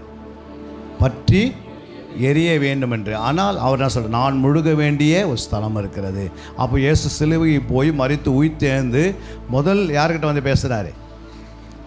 எம்மாவூர் சிஸ்டரோட பேசும்போது அவனுடைய இருதயம் என்ன ஆயிடுச்சான்? கொழுந்து விட்டு எரியுது. இப்போ நம்ம என்ன பண்ணுறோம்? வேறு ஏதாவது எப்படியோ எரியணுமா? பூமியின் மேல் அக்னியை போட வந்தேன், அது பற்றி எரிய வேண்டும் என்று விரும்புகிறேன். ஆனால் நான் முழுக வேண்டிய ஒரு ஸ்தலம் இருக்கிறது. அதை போய் நான் என்ன பண்ணேன்? மரித்து உயிர்த்தெழுந்து சீசர்களோடு அவர் பேசி கொண்டு வரும்போது வசனத்தை விளங்கி காட்டின போது அவங்க இருதயத்தில் என்ன பெற்றுக்கொள்கிறாங்க? அக்னி ஞானஸ்தானத்தை பெற்றுக்கொள்கிறாங்க. அல்லேலூயா. அவர் என்ன சொன்னார்? நான் ஜலத்தினால் உங்களுக்கு ஞானஸ்தானம் கொடுக்கிறேன், அப்புறம் பரிசுத்த ஆவினாலும் அக்னினாலும். அப்போ அக்னினால் எப்படி ஞானஸ்நானம் பெறுவீங்க? பரிசுத்த ஆவினால் கொடுக்குறாரு. அக்னினால் எப்படி எடுப்பீங்க? அதை இயேசு தான் கொடுக்கணும். அது எப்படி கொடுக்குறாரு? ஜலத்தினால் எடுக்கிறது சரீரத்தில் பிதா கொடுக்குறாரு. ஆவினால் எடுக்கிறது ஆவியான கொடுக்குறாரு ஆவியில். இருதயத்தில் எடுக்க வேண்டிய ஞானஸ்தானம் எங்கே யார் கொடுக்குறது? அது இயேசுவே கொடுக்குறாரு. மூன்றுமே நம்ம பெற்றுக்கொண்டு பூரணமாய் நம்ம என்ன பண்ணுறோம்? பரிசுத்தமாக வாழ வேண்டும். அல்லேலூயா. ஏன்னா இருதயத்துக்குள்ளே அந்த ஞானஸ்தானம் நீங்கள் வரும்போது இருதயத்துக்குள்ளே இருக்கிற அந்த கசப்பு 17 விதமான பாவங்கள், அல்லேலூயா, முற்றிலும் என்ன செய்யாது? இருதயம் குழந்து விட்டு எரிஞ்சால் அது என்ன ஆகும்? பலிபீடத்தில் மேலே இருக்கிற அக்னி, பலிபீடத்தில் மேலே இருக்கிற அக்னி என்ன செய்யணுமா? வாசிங்க அந்த வசனத்தை. லேவியராக 6ஆம் அதிகாரம் 11ஆம் வசனம். வேறு வஸ்திரங்களை உடுத்திக் கொண்டு அந்த சாம்பலை பாளையத்துக்கு புறம்பே சுத்தமான ஒரு இடத்திலே கொண்டு போய் கொட்ட கடவன். பலிபீடத்தின் மேலிருக்கிற அக்கினி அவியாமல் எரிந்து கொண்டிருக்க வேண்டும். ஏன் எரிந்து கொண்டிருக்கணும்? பலிபீடம் எது? நம்முடைய ஆத்மா தான். என்னது? பலிபீடம். அல்லேலூயா. இது தொடர்ந்து என்ன பண்ணே இருக்கணும்? நீங்கள் தினந்தோறும் வசனத்தை போட்டிங்கன்னே இருந்தால் அது எரிஞ்சிக்கினே இருக்கும். அப்போ எந்த ஒரு உள்ள கசப்பு வருமா? எந்த பாவம் உள்ளவருக்கு சான்ஸ் இருக்கா? ஏன்னா உன் பலிபீடத்தை நீ தான் சுத்தமாக வச்சுக்கணும்னா நீ அதுக்கு தினந்தோறும் அதை சுத்திகரிக்கிற. காலையில் எழுந்து என்ன பண்ணுமா? 10ஆம் வசனமா சொல்லுது, தன் சணநூல் அங்கியை தரித்து தன் சணநூல் ஜல்லடத்தை அறையில் போட்டுக்கொண்டு பலிபீடத்தின் மேல் அக்கினியில் எரிந்த சர்வாங்க தகனபலியின் சாம்பலை எடுத்து பலிபீடத்து பக்கத்தில் கொட்டி. அப்ப என்ன செய்யணும்? பலிபீடத்தில் அந்த சாம்பல் என்ன பண்ணணும்? நீங்கள் சுத்தம் பண்ணினே இருக்கிறனா உங்கள் இருதயத்தை என்ன பண்ணணும்? காலையில் எழுந்து இயேசு ரத்தத்தினால கழுவப்பட்டுக்கினே இருக்கணும், சுத்திகரிச்சுக்கினே இருக்கணும். ஒவ்வொரு நாளும் நமக்கு ஒரு சுத்திகரிப்பு இருந்தே இருக்கணும். அல்லேலூயா. ஆலயத்துக்கு வரும்போதெல்லாம் உங்களுடைய இருதயத்தை பரிசுத்தமாக வச்சுக்கணும். ஆலயத்துக்கு வரும்போது மட்டுமல்ல, நீங்கள் எங்கே போனாலும் உங்கள் இருதயம் எப்படி இருக்கணும்? சுத்தமாக இருக்கணும். இயேசுவே உங்களுடைய ரத்தத்தினால் என்ன பண்ணுங்க? என்னை கழுவுங்க, என்னை சுத்திகரிங்க. ஏன்னா நீயும் ஒரு ஆசாரியன் தான். நான் சொன்னேன், நம்மளுடைய ஆசாரிகளாகவும் ராஜாக்களாக மாற்றிருக்கிறார். இப்போ ஆசாரியன் என்றால் நம்ம இங்கே உட்காந்துருக்க அத்தனை பேர் ஆசாரியர்கள். அல்லேலூயா. அப்போ ஆசாரியுடைய வேலை என்ன? ஆசாரியுடைய வாயில் என்ன இருக்கணும்? ஆசாரியுடைய வாயில் என்னமா இருக்கணும்? வேதம் இருக்கணும். வேதம் இருக்குதா? கையில் என்னால் வேதம் இருக்குது, ஆனால் இருதயத்தில் வேதம் இல்லை, வாயில் இல்லை. எல்லா கேள்விக்கும் பதில் சொல்கிறதா இருக்கணும். அதான் ஆண்டவர் சொன்னார். இதே பேர் 5:12 வாசிக்கலாம். காலத்தை பார்த்தால் போதகராய் இருக்க வேண்டிய உங்களுக்கு. அப்போ காலத்தை பார்த்தா என்ன இருக்கணும்? எல்லாம் போதகராக இருக்கணும். புரியுங்களா? எல்லாருக்கும் என்னவா இருக்கணும்? இந்த உலகத்தில் அத்தனை பேருக்கும் நீங்கள் டீச்சராக இருக்கணும். போதகர் என்றால் டீச்சர், பாஸ்டர் என்றால் மேய்ப்பர், சுவிசேஷகர் என்றால் இப்படி எல்லாத்துக்கும் ஒரு பேர் வச்சிருக்கிறாரு. புரியுங்களா? அப்போ நீங்கள் எல்லாமே என்ன இருக்கணும்? காலத்தை பார்த்தா போதகராக இருக்கணும். என்னவா இருக்கிறோம்? நம்ம அடுத்த வருஷம் நான் சொல்ல பாருங்கள். போதகராய் இருக்க வேண்டிய உங்களுக்கு தேவனுடைய வாக்கியங்களின் மூல உபதேசங்களை மறுபடியும் உபதேசிக்க வேண்டியதா இருக்கிறது. அப்போ மூல உபதேசம் என்ன பண்ண? மறுபடியும் நீங்க போதகராக இருக்கணும். ஆனால் போதகராக இல்லாதனால மறுபடியும் என்ன செய்யணும்? மூல உபதேசம். மூல உபதேசம்னா என்ன? 6ஆம் அதிகாரம் 1ஆம் வசனம் சொல்லி பாருங்க. எபிரேயர் 6:1. சொல்லிய மூல உபதேச வசனங்களை நாம் விட்டு என்ன பண்ணினோமா? செத்த கிரியைகளுக்கு நீங்களாக்கி தேவன் பேரில் வைக்கும் விசுவாசம், ஸ்நானங்களுக்கு அடுத்த உபதேசம், கைகளை வைக்குதல், மரித்தோரின் உயிர்த்தெழுதல், நித்திய நியாய தீர்ப்பு என்பவைகளாகிய அஸ்திபாரத்தை மறுபடியும் போடாமல் என்ன செய்யணும்? எது அஸ்திபாரம்? ஒரு வீட்டுக்கு எத்தனை பேர் அஸ்திபாரம் போடுவாங்க? ஒரு முறை தானே போடுவாங்க. ஆனால் நம்ம என்ன பண்ணுறோம்? நம்ம சரீரமாக வீட்டுக்கு அடிக்கடி அஸ்திபாரம் போட்டுனே இருக்கிறோம். அப்போ அங்கே சொல்கிறா பாருங்கள், மூல உபதேசத்தை என்ன பண்ணி நம்ம விட்டுடணும். ஆனால் மூல உபதேசத்தை விட முடியுதா? சொல்லுங்கம்மா. நான் ரட்சிக்கப்பட்டேன்னு சொல்லுங்கிறீங்க. எப்போ? 10 வருஷமாக இதை தான் சொல்கிறீங்க. அல்லேலூயா. ரட்சிக்கப்பட்டனா என்ன அர்த்தம்? ரட்சிப்புனா என்ன அர்த்தம்? வேதத்தில் 3 ரட்சிப்பு இருக்கிறது. எத்தனை? என்னென்ன ரட்சிப்பு சொல்லுங்க பாரு. அதை தான் என்ன சொல்கிறேன்னா, உங்களுக்கு அடுத்த வசனம் நான் சொல்லுது, அதில் பூரணமாகும்படி கடந்து போவோமாக. எதுக்கு பூரணமாக்கணும் சொல்லுங்கள்? நம்மளாம் அப்படியே குழந்தையாகவே இருக்கணுமா? அதே விசுவாசம், அதே உயிர்த்தெழுதல், அதே என்ன பண்ணுவீங்க? இதே திருப்பி திருப்பி சொல்கிறதுக்காக ஆலயம் இல்லை. நீங்கள் பூரணமாகும்படி என்ன செய்யணும்? கடந்து போவோமாக. புரியுங்களா? அப்போ மூல உபதேசத்தை நம்ம விட்டுடணும். அதனால தான் 5:12 வாசித்துக்கும் போது நீங்கள் காலத்தை பார்த்தால் எப்படி இருக்கணும்? போதகராக இருக்க வேண்டிய நீங்கள் மறுபடியும் நான் என்ன பண்ணுறேன்? உபதேசிக்க வேண்டியதாக இருக்குது. அப்போ நீ பாலொன்று குழந்தைகளாக இருக்கிறீங்க. அப்போ பாலொன்று குழந்தைகளாக இருந்தால் மனவாட்டியை மாற முடியுமா? ஆண்டவர் செலக்ட் பண்ணுவது எப்படி செலக்ட் பண்ணுவார்? யாக்கோபு 1:18 அவர் சித்தம் கொண்டு தம்முடைய சிருஷ்டிகளில் நாம் முதற் பலனான்களாவதற்கு, அப்ப நம் முதல் பலன் ஆவதற்கு நம்மை சத்திய வசனத்தினாலே ஜெனிப்பித்தார். அல்லேலூயா.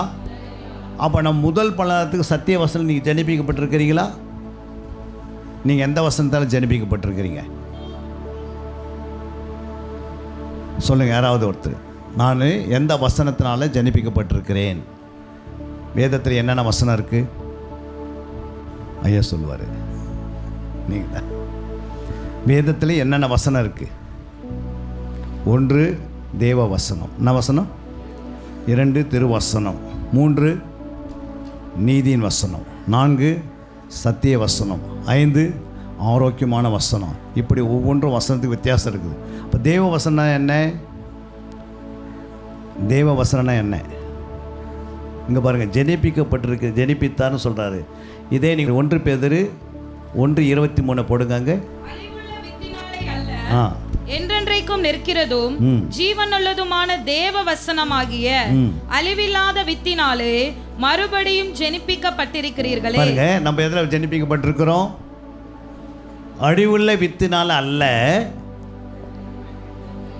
சொல்லுங்க. என்றென்றைக்கு நிற்கிறதும் ஜீவனுள்ளதுமான தேவ வசனமாகிய அழிவில்லா வித்தினாலே.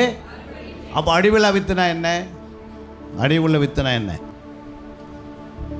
யோவான் 1:13 வாசிங்க. அழிவுள்ள வித்தாங்க சொல்றா பாருங்க. அவர்கள் இரத்தத்தினாலாவது மாம்ச சித்தத்தினாலாவது புருஷனுடைய சித்தத்தினாலாவது பிறவாமல் தேவனாலே பிறந்தவர்கள். அப்ப நம்மள யாரு? அப்ப அழிவுள்ள வித்துனா ரத்தம், மாம்ச சித்தம், புருஷனுடைய சித்தம். இது 3 எதை குறிக்கிறது?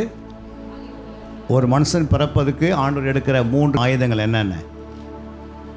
1 ரத்தத்தினால, 2 மாம்ச சித்தத்தினால், 3 புருஷனுடைய சித்தம். இது 3 வகையில் ஒரு குழந்தை பெற்று எடுக்கலாமா? அப்போது ரத்தம்னா என்ன? ரத்தத்தினால் எப்படி பிறக்க முடியும்? அதுக்கு பேர் தான் அது டெஸ்ட் டியூப் பேபின்னு சொல்லுவாங்க. 2000 வருஷத்துக்கு முன்னாடி ஆண்டவர் இந்த வசனத்தை எழுதி வச்சிட்டாரு. இப்படி ரத்தத்தினால் என்ன பண்ணிக்கலாம்? ஒரு பிள்ளையை பெற்றெடுக்கலாம். அல்லேலூயா. 2வது மாம்ச சித்தம். மாம்ச சித்தம்னா என்ன? விபச்சாரம் பண்ணி வேஷத்தனம் பண்ணி என்ன பண்ணலாம்? குழந்தைகளை நிறைய பார்த்தீங்கன்னா விபச்சாரம் பண்ணி அவங்களுக்கு திருமணம் ஆகிருக்காது. புரியுங்களா? திருமணமாகி கைவிடப்பட்டு அப்புறம் மறுபடியும் அவங்க விபச்சாரத்தில் போனாங்கன்னா அது யார்? திருமணமானவர்களுக்கு பேர் வந்து விபச்சாரம்னு சொல்லுவாங்க. கைவிடப்பட்டு தப்பான காரியத்தில் நடந்தாங்கன்னா.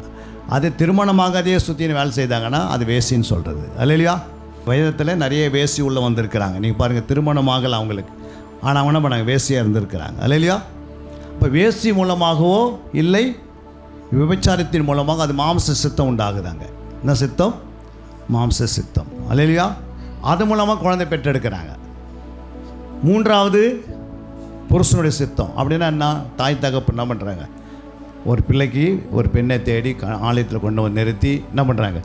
அது புருஷனுடைய சித்தம். அல்லேலூயா. இப்படி 3 சித்தத்தில் நீங்கள் பிறந்திருந்தாலும் ஆனால் ஆண்டவர் என்ன பண்ணிட்டாரு? மறுபடியும் தேவனால் பிறந்தவர்னு சொல்கிறாரு. எப்படி தேவனால் பிறந்தோம்? அதை 1 பேதுரு 1:23 வாசித்து தேவனுடைய வசனத்தினாலே அழிவில்லாத வித்தினால மறுபடியும் ஜெனிப்பிக்கப்பட்டிருக்கிறீங்களே. அப்படி நீங்கள் ஜெனிப்பிக்கப்பட்டிருந்தா அடுத்த வேலை என்ன செய்யணும்? 1 பேதுரு 2:3 என்ன சொல்லுது? நீங்கள் வளரும்படி புதிதாய் பிறந்த குழந்தைகளைப் போல திருவசனமாகிய களங்கமில்லாத ஞானப்பாலின் மேல் வாஞ்சையாய். யாரால ஞானஸ்தானம் ஏத்துட்டீங்களோ அவங்களுக்கு அடுத்த வேலை என்ன இருக்கு? திருவசனமாகிய ஞானப்பால் மேலே எப்படி இருக்கணும்? அந்த குழந்தை ஆர்வமாக இருக்கணும். யாரெல்லாம் நீங்கள் ரட்சிக்கப்பட்டிருக்கு வேத வசனங்களை, தேவனுடைய வசனங்களை சத்திய வசனங்களை நீங்கள் நேரம் கொடுக்காமல் வாசிக்கலைன்னா உங்கள் உள்ளான மனிதன் குழந்தை மாதிரியே இருக்கும். அடிக்கடிக்கு தவறு செய்துனே இருப்பீங்க, பாவம் செய்துனே இருப்பீங்க. அது என்னன்னே தெரியாது. பாவம் பரிசுத்தத்துக்கு அர்த்தம் தெரியாது, சுற்றுவீங்க. இப்படியே உங்கள் வாழ்க்கையில் பாவத்திலேயே முழுகிடுவீங்க. அல்லேலூயா. நிறைய கிறிஸ்தவங்க இன்றைக்கி என்ன பண்ணுறாங்க, மேய்ப்பனுக்கு கீழ்ப்படியாமல் அப்படியே அலைஞ்சு தெரிகிறாங்க. புரியுங்களா? வருஷத்துக்கு கிறிஸ்மஸ் அன்றைக்கி வருவாங்க சர்ச்சுக்கு. சிலவங்க குட் ஃப்ரைடே அன்றைக்கி மட்டும் தான் வருவாங்க. சிலவங்க ஈஸ்டர் அன்றைக்கி தான் வருவாங்க. சிலவங்க ஆண்டு விழான்னு சொன்னால் அன்றைக்கி வந்துடுவாங்க எல்லாமே. இதெல்லாம் தேராத கேஸு. புரியுங்களா? ஆலயத்துக்கு 52 வாரம் வர்றது பெருசு இல்லை. புரியுங்களா? ஒவ்வொரு உபவாசத்திலும் வந்திருக்கணும், ஒவ்வொரு இரவு ஜபத்திலும் வந்திருக்கணும். புரியுங்களா? ஆலயத்தில் என்ன ஃபங்க்ஷன் நடந்தாலும் என்ன பண்ணிடணும், நீ எல்லா வேலையும் விட்டுட்டு அதுக்கு அங்கே வரணும். சில பார்த்தீங்கன்னா உபவாசத்தில் பெண்கள் மட்டும் தான் வருவாங்க. ஆண்கள் கேட்டால் என்ன பண்ணாங்க, எல்லாம் வேலைக்கு போயிட்டாங்க. வேலையில் போனால் ஆண்டவர் அந்த வேலையில் லீவ் தர மாட்டாரா? கொடுப்பாரா? கொடுக்க மாட்டாரா? சண்டே உங்களுக்கு வந்து சொல்லப்படுகிறது, சண்டே இந்த வாரம் வருகிற வெள்ளிக்கிழமை உபவாசம் காலையில் 10 to 2 மணி வரைக்கும் அப்படின்னு சொன்ன பிறகு இந்த பாயிண்ட்டை நீங்கள் எழுதுறீங்களா இல்லையா? உங்கள் மேய்ப்பர் சொல்கிற பாயிண்ட்டை எழுதி வைக்கிறீங்களா இல்லையா? எழுதி என்ன செய்யணும், வீட்டில் போய் ஜெபித்து, ஆண்டவரே என்னுடைய வேலை ஸ்தானத்தில் என்ன செய்யணும், அந்த நாளில் எனக்கு ஒரு நாள் என்ன பண்ணணும், உபவாசத்துக்காக லீவு கொடுக்கணும். கேட்டால் கொடுப்பாரா? கொடுக்க மாட்டாரா? யார் தலைவர்? இயேசு தான் தலைவர். அல்லேலூயா. அப்போ நீங்கள் ஜெபம் பண்ணலைன்னா எப்படி அதை என்ன பண்ணுவீங்க? வேலைன்னு ஓடினே இருந்தீங்கன்னா உங்கள் ஆத்மா தான் என்ன பண்ணும், பலவீனப்படும். நாங்களும் டியூட்டியில் வேலை செய்தோம். புரியுங்களா? சென்ட்ரல் கவர்மெண்ட்டில் வேலை செய்தோம். புரியுங்களா? என்னென்ன வேலை இருந்தது, என்னென்ன ஆலயத்தில் நடந்ததோ அத்தனை காரியங்களுக்கும் ஆண்டவர் சமூகத்தில் போய் கேட்கும் போது ஆண்டவர் அதிகாரியுடைய கண்ணில் தயவு உண்டாக்கி ஒவ்வொரு உபவாசத்தில் கலந்து கொண்டோம், ஒவ்வொரு இரவு ஜபத்தில் கலந்து கொண்டோம். ஒரு தடையில்லாத கர்த்தர் நடத்தினார். அல்லேலூயா. 10 நாள் நீ வந்து வேலைக்கு போகலனாலும் ஆண்டவர் சமூகத்தில் நீ உட்கார்ற, நீ வேலையில் என்ன பண்ண கேட்டுருக்கிற, 10 நாள் எனக்கு லீவு தான் கொடுப்பார் ஆண்டவர். ஆண்டவர் அங்கேயும் என்னவா இருக்கிறாரு, எல்லா அதிகாரத்துக்கு மேலே. அதனால தான் ரோமர் 13:3 வாசிக்கிறோம். வாசிக்க முடிக்கலாம். மேலும் அதிகாரிகள் நற்கிரியைகளுக்கு அல்ல துர்க்கிரியைகளுக்கே பயங்கரமாய் இருக்கிறார்கள். ஆகையால் நீ அதிகாரத்திற்கு பயப்படாதிருக்க வேண்டுமானால் நன்மை செய், அதனால் உனக்கு புகழ்ச்சி உண்டாகும். அப்போ அதிகாரத்துக்கு நம்ம என்ன செய்யணும்? அதிகாரம்லாம் எதுக்கு இருக்கு? அதிகாரிகள்லாம் எதுக்குமா இருக்கிறாங்க? நற்கிரிகளுக்கா துர்க்கிரிகள் இருக்கிறாங்களா? துர்க்கிரிகளுக்கு. அதிகாரினே யாரு? அதிகாரினா யாருமா? இந்த நாட்டினுடைய அதிகாரம் யாருக்கிட்ட இருக்குது? தமிழ்நாட்டில் தூத்துக்குடி ஒருத்தர் கொண்டு போய் ஜெயிலில் தள்ளனா அதுக்கு அதிகாரம் யாருக்கிட்ட இருக்குது? அவங்க எதுக்கு? நற்கிரிகளில் அவங்க எதுக்கு இருப்பாங்களா? துர்க்கத்தான் இருப்பேன். நீ போய் என்னை என்ன பண்ணுங்க, நான் வந்து நல்லதே செய்தேன், எனக்கு உதவி செய்யுன்னு சொல்லிட்டேன், உன்னை எதுவுமே ஃபஸ்ட்டு உள்ள தள்ளி தான் வேலை செய்வாங்க. அல்லேலூயா. ஏன்னா அப்படின்னு ஆண்டவர் எழுதி வச்சுக்கிற அவசியம் நான் எழுதலை. யார் எழுதினது? யார்கிட்ட அதிகாரம் கொடுத்துருக்கோ அவங்க வந்து நன்மை செய்ய மாட்டாங்களாம். அவங்ககிட்ட என்ன இருக்கும், முதல்ல துர்க்கிரியை தான் செய்வாங்களாம். அதனால தான் ஆண்டவர் சொல்லிட்டாரு. அங்கே தானியேல் வந்து என்ன பண்ணார், அதிகாரத்துக்கு கீழ்ப்படியலை, சட்டம் போட்டாச்சு. 30 நாள் என்ன பண்ணக்கூடாது, 30 நாள் எந்த தேவனை நோக்கியும் ஜெபம் பண்ணக்கூடாது. அப்போ தானியேல் என்ன பண்ணார், அதிகாரத்துக்கு கீழ்ப்படிந்தாரா? அதிகாரத்துக்கு எதிர்த்து நின்றார். ஏன் எதிர்த்து நின்றார்னா, நான் தேவனோடு பேசத்தான் முதல் இடம், அடுத்ததான் உங்களோட பேசுவேன். தேவனோடு பேசுகிறவங்களுக்கு அந்த அதிகாரத்தை பயவிட மாட்டாங்க. ஆனால் தேவனோடு பேசாதவன் தான் எல்லாத்துக்கும் பயவிடுவான். அல்லேலூயா. இப்படி உனக்கு தெரிஞ்சிருந்தா நீ தேவன் என்ன பண்ணுவேன், இந்த அதிகாரத்தை காட்டில் யார் அதிகாரி? அதனால தான் ஆண்டவர் சொன்னார், நீ அதிகாரத்துக்கு 13 வசனம் சொல்லுது பாருங்கள், அதிகாரத்துக்கு பயப்படாத இருக்க வேண்டுமானால் நன்மை செய், நீ நன்மை செய். அதுதான் ஜெபம் தான் நன்மை. அல்லேலூயா. இந்த வேலை தான் தானியேல் செய்தார். அதனால தான் தானியேல் என்ன பண்ண முடியல, தூக்கி சிங்கக்குகையில் போட்டாலும் குகையில் போட்டால் என்ன ஆகலை, தூதரில் வந்து காப்பாற்றினார்கள். அல்லேலூயா. அந்த நாட்டினுடைய அதிகாரி என்ன சொல்கிறாரு, நேபுகாத்நேச்சர், கர்த்தர் உன்னை தப்புவிக்க வல்லவராக இருக்கிறாரே. ஏன் அப்படின்னா அவன் உண்மையும் உத்தமான நேர்மையாக இருந்தான். அதனால் எந்த இடத்துல நீ வேலை செய்தாலும் நீ அதிகாரத்துக்கு என்ன செய்யணுமா, அதிகாரத்துக்கு கீழ்ப்படியணும். அப்படின்னா நன்மை செய்யணும். நீ அந்த அதிகாரத்துக்காக ஜெபம் பண்ணினே இருந்தீங்கன்னா அங்கேருந்து உனக்கு நன்மை உண்டாயினே இருக்கும். புரியுங்களா? அதை தான் எஸ்தர் செய்தாங்க, மொர்தகை அதை தான் செய்தார், நெகேமியா அதை தான் செய்தார், ஆபிரகாம் அதை தான் செய்தார். யாரெல்லாம் வந்தாங்களோ அவங்களாம் என்ன பண்ணாங்க? அதிகாரிகளுக்கு ஜெபம் பண்ண ஆரம்பித்தாங்க. ஏன்னா அதிகாரிகள் நன்மைக்காக அல்ல, அதிகாரிகள்லாம் துர்க்கரிக்கே இருக்கிறார்கள். அல்லையா? அதெல்லாம் தப்பு தவறி நீங்கள் உங்களுடைய நல்ல காரியங்களுக்கு போய் பேச நின்று எனக்கு உதவி செய்யுன்னு சொன்னால் உங்களுக்கு தான் அதிகமான பனிஷ்மெண்ட்டு கிடைக்கும். அல்லையா? உள்ளேருந்து வெளியே வரவே முடியாது, அந்த மாதிரி சிக்கிடுவீங்க. புரியுங்களா? அதனால தான் 6:6 சொல்லுது. 1 கொரிந்தியர் முடிக்கலாம். 1 கொரிந்தியர் 6:6. சகோதரன் வழக்காடுகிறான். பாருங்க என்ன நடக்குது? சகோதரனோட சகோதரன் வழக்காடுகிறான். அவிசுவாசிகளுக்கு முன்பாகவும் அப்படி செய்கிறான். நீங்கள் ஒருவரோடொருவர் வழக்காடுகிறது எவ்விதத்திலும் குற்றமாயிருக்கிறது. அப்படி செய்கிறதை விட நீங்கள் ஏன் அநியாயத்தை சகித்துக் கொள்கிறதில்லை? ஏன் நஷ்டத்தை பொறுத்து கொள்கிறதில்லை? நீங்களே அநியாயம் செய்கிறீர்கள், நஷ்டப்படுத்துகிறீர்கள், சகோதரருக்கும் அப்படி செய்கிறீர்கள். அப்படியே ஆண்டவர் லிஸ்ட் போட்டு காட்டுறாரு. அடுத்தது, அநியாயக்காரர் தேவனுடைய ராஜ்யத்தை சுதந்தரிப்பதில்லை என்று அறியீர்களா? வஞ்சிக்கப்படாதிருங்கள்.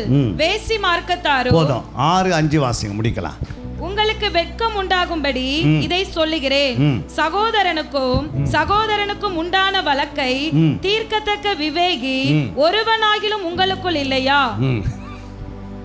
அடுத்தது 4 வசனம் சொல்லுது, இந்த ஜீவனுக்கேற்ற வழக்குகள் உங்களுக்கு இருந்தால் தீர்ப்பு செய்கிறதற்கு சபையில் அற்பமா எண்ணப்பட்டவர்களை நியமித்துக் கொள்ளுங்கள். அப்ப அற்பமா எண்ணப்பட்டவங்க யாரு சபையில? அவன் தான் நீதிபதி. ஆரே சொல்ற பாருங்க, அற்பமா எண்ணப்பட்டவர்களை சபையில் என்ன பண்ணீங்க? சபையில் இருக்கிறாங்க அற்பமா எண்ணப்பட்டவங்க, அவங்க யாரு? நீதிபதி. அப்போ உங்கள் வழக்குங்களை கொண்டு போய் இதுக்கு என்ன செய்யணும்னு கேட்டு பாருங்கள், ஆவியன் கரெக்டாக பேசுவார் அவங்ககிட்ட. புரியுங்க? நம்ம என்ன பண்ணுறோம்? ஊரெல்லாம் சுற்றுறோம், நீதிபதிக்கிட்ட போய் பணம் கொடுக்குறோம், அங்கே பணம் கொடுக்குறோம், இங்கே லட்சக்கணக்கு கோடி கணக்கில். ஆனால் நீதிபதி ஆண்டவர் எங்கே வச்சுருக்கிறாரு? சபையிலே வச்சுட்டாரு. அல்லேலூயா. சகோதரர்கள் ஒரு நாள் வழக்காடக்கூடாது. நீ அதில் தோல்வி தான் அடைவீங்க தவிர ஆண்டுடைய வசனத்தை கரெக்டாக சட்டத்திட்டங்கள் அறியாதனால தான் இன்றைக்கி நிறைய கிறிஸ்துவ போய் சிக்கி கொள்கிறாங்க. அல்லேலூயா. எத்தனை பேர் எனக்கு புரிஞ்சது? 3வது ஞாபக புஸ்தகத்தில் என்ன செய்யணும்? உங்கள் பேரை தக்க வைக்கணும்னா ஜெபஜீவியும் பெருகணும், சுவிசேஷத்தை அறிவிக்கணும். மாலை வரும்போது இதை குறித்து நம்ம எடுக்கலாம். அல்லேலூயா.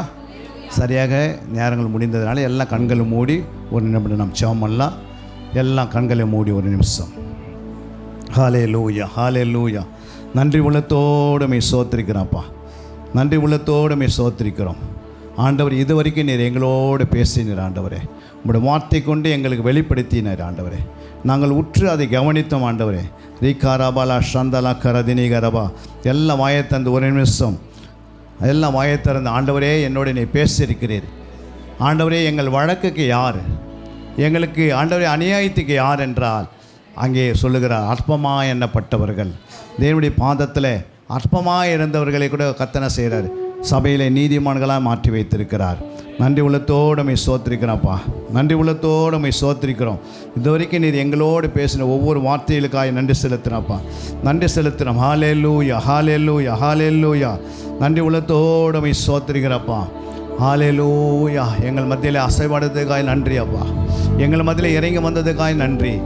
எல்லாரையும் நீ விடுவிப்பீராக. ஒவ்வொரு மேலே கர்த்தருடைய வல்லமை இறங்கட்டும் ஆண்டவர். தேவ அபிஷேகம் ஒவ்வொரு தொடுவீராக.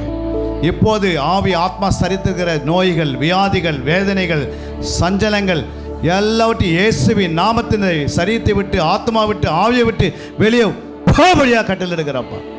எல்லாருக்குள்ளேயும் விடுவிக்க வல்லமை வரட்டுமாப்பா. பரிசுத்த ஆவியானவர் விடுவிங்க ஆண்டவரே. எல்லா கஷ்டத்திலிருந்து, நஷ்டத்திலிருந்து, கடனிலிருந்து ஆண்டவரே, குழந்தை பாக்கியம் எது இல்லையோ இப்போது விடுதலை தந்து குழந்தை பாக்கியம் உண்டாக கடவுது. ஒரு நல்ல ஆண்டவரே வீடு வாசலை உண்டு பண்ண முடியாது செபிக்கிற ஆண்டவரே, ஒரு நல்ல வேலை வாய்ப்பு ஆண்டவர் எல்லாவற்றையும் நிறைவேற்ற வல்லவராக இருக்கிறீர். நாங்கள் உம்முடைய பாதத்தில் வைத்து செபிக்கிறோம். பெரிய காரியத்தை செய்யுங்க ஆண்டவரே. இன்னைக்கு வர தடப்பட்ட பிள்ளைகளையும் ஆசீர்வதித்து உம்முடைய நாமத்தை மகிமைப்படுத்துவீராக, உம் சித்தத்தை நிறைவேற்றுவீராக. இந்த சபையில் வருகிற ஒவ்வொரு பிள்ளைகளையும் 100 மடங்கு நீர் ஆசீர்வதித்து அனுப்பும் ஆண்டவரே. கிருபைகளை மூடுங்க அப்பா. ஹல்லேலூயா. நன்றி உள்ளத்தோடு சோத்திரிக்கும். தஞ்சம் தேடி ஓடி வந்தேன் இயேசுவே, என் நெஞ்சம் தொட்டு ஆட்கொண்ட தெய்வமே. தஞ்சம் தேடி ஓடி வந்தேன் இயேசுவே, என் நெஞ்சம் தொட்டு ஆட்கொண்ட தெய்வமே. போற்றுவேன் உம்மை புகழுவே, வாழ்த்துவேன் உம்மை வணங்குவே. போற்றுவேன் உம்மை புகழுவே, வாழ்த்துவேன் உம்மை வணங்குவே. தஞ்சம் தேடி ஓடி வந்தேன் இயேசுவே, என் நெஞ்சம் தொட்டு ஆட்கொண்ட தெய்வமே. தஞ்சம் தேடி ஓடி வந்தேன் இயேசுவே,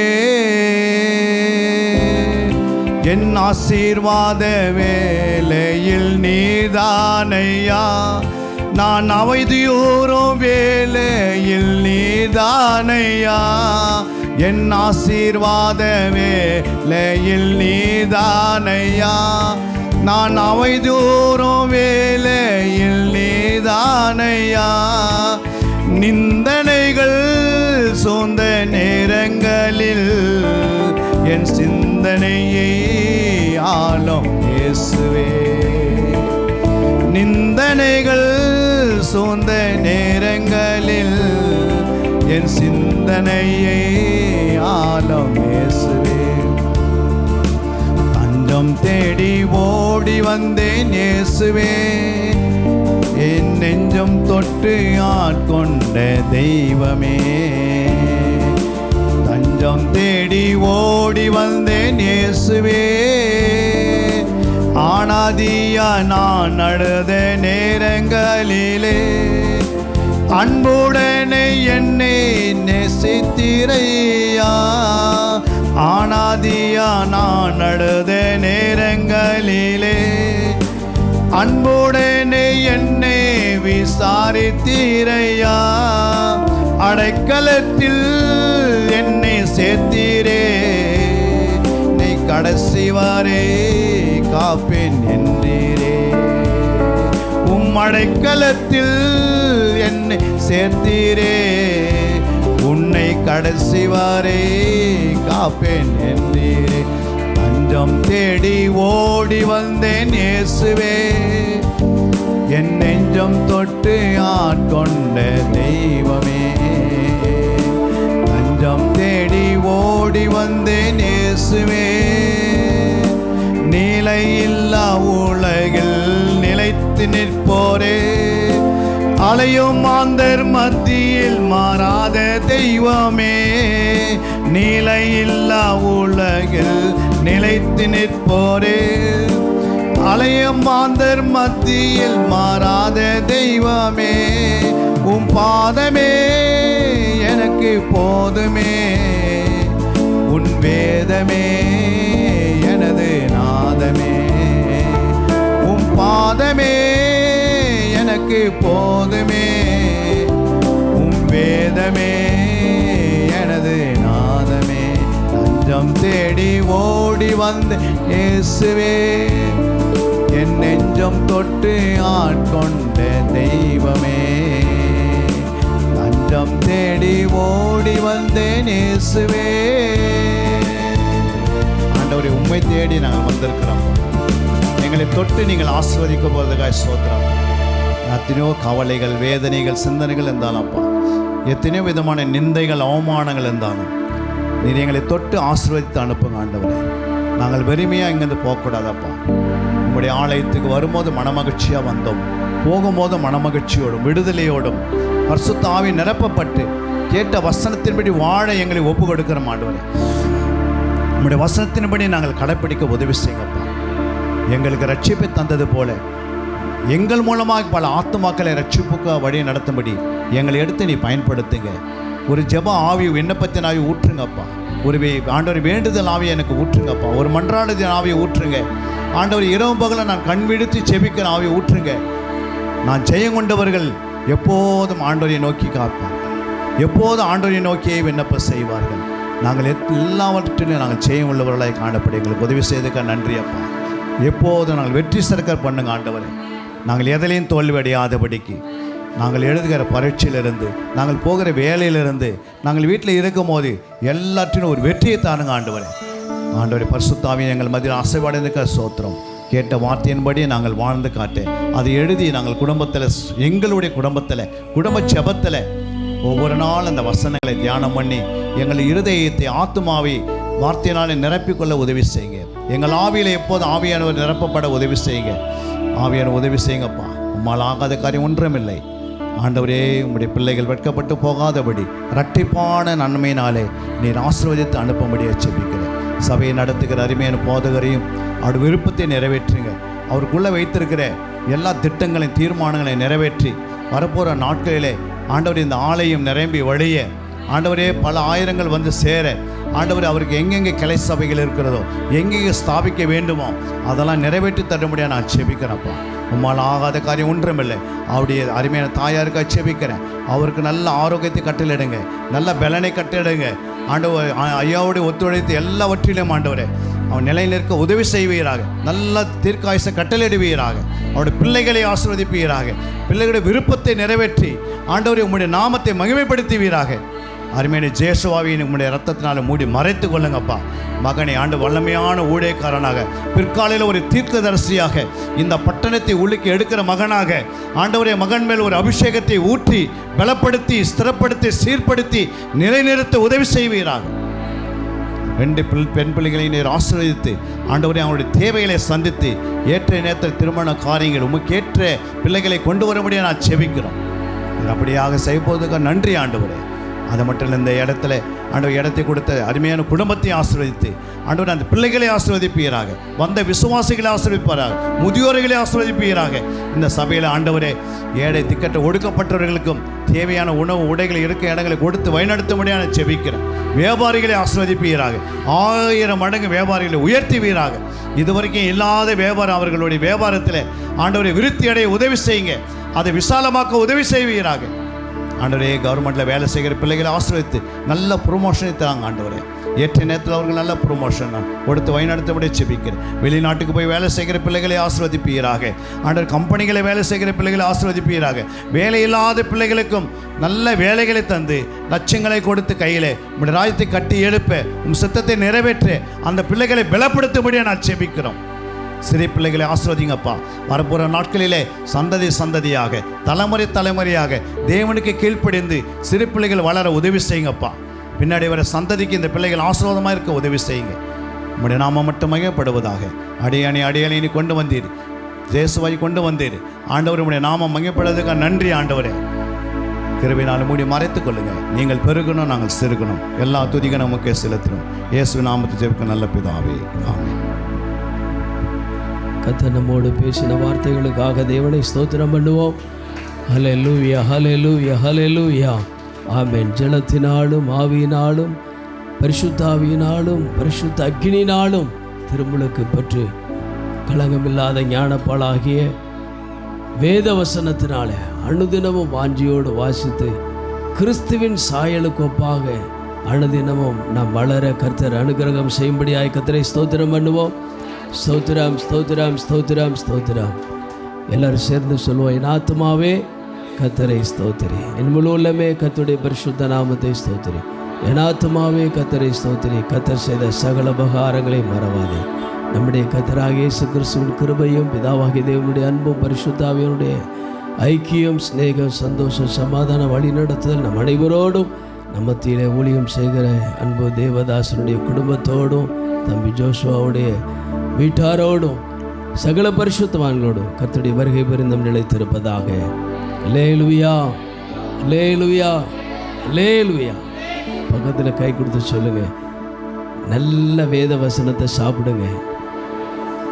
சத்திய வசனத்தை, ஆரோக்கியமான வார்த்தையை, ஆவியாயும் ஜீவனாயும் இருக்கிற வார்த்தையை வாசித்து பசுமையும் புஷ்டியுமாய் வளருங்க.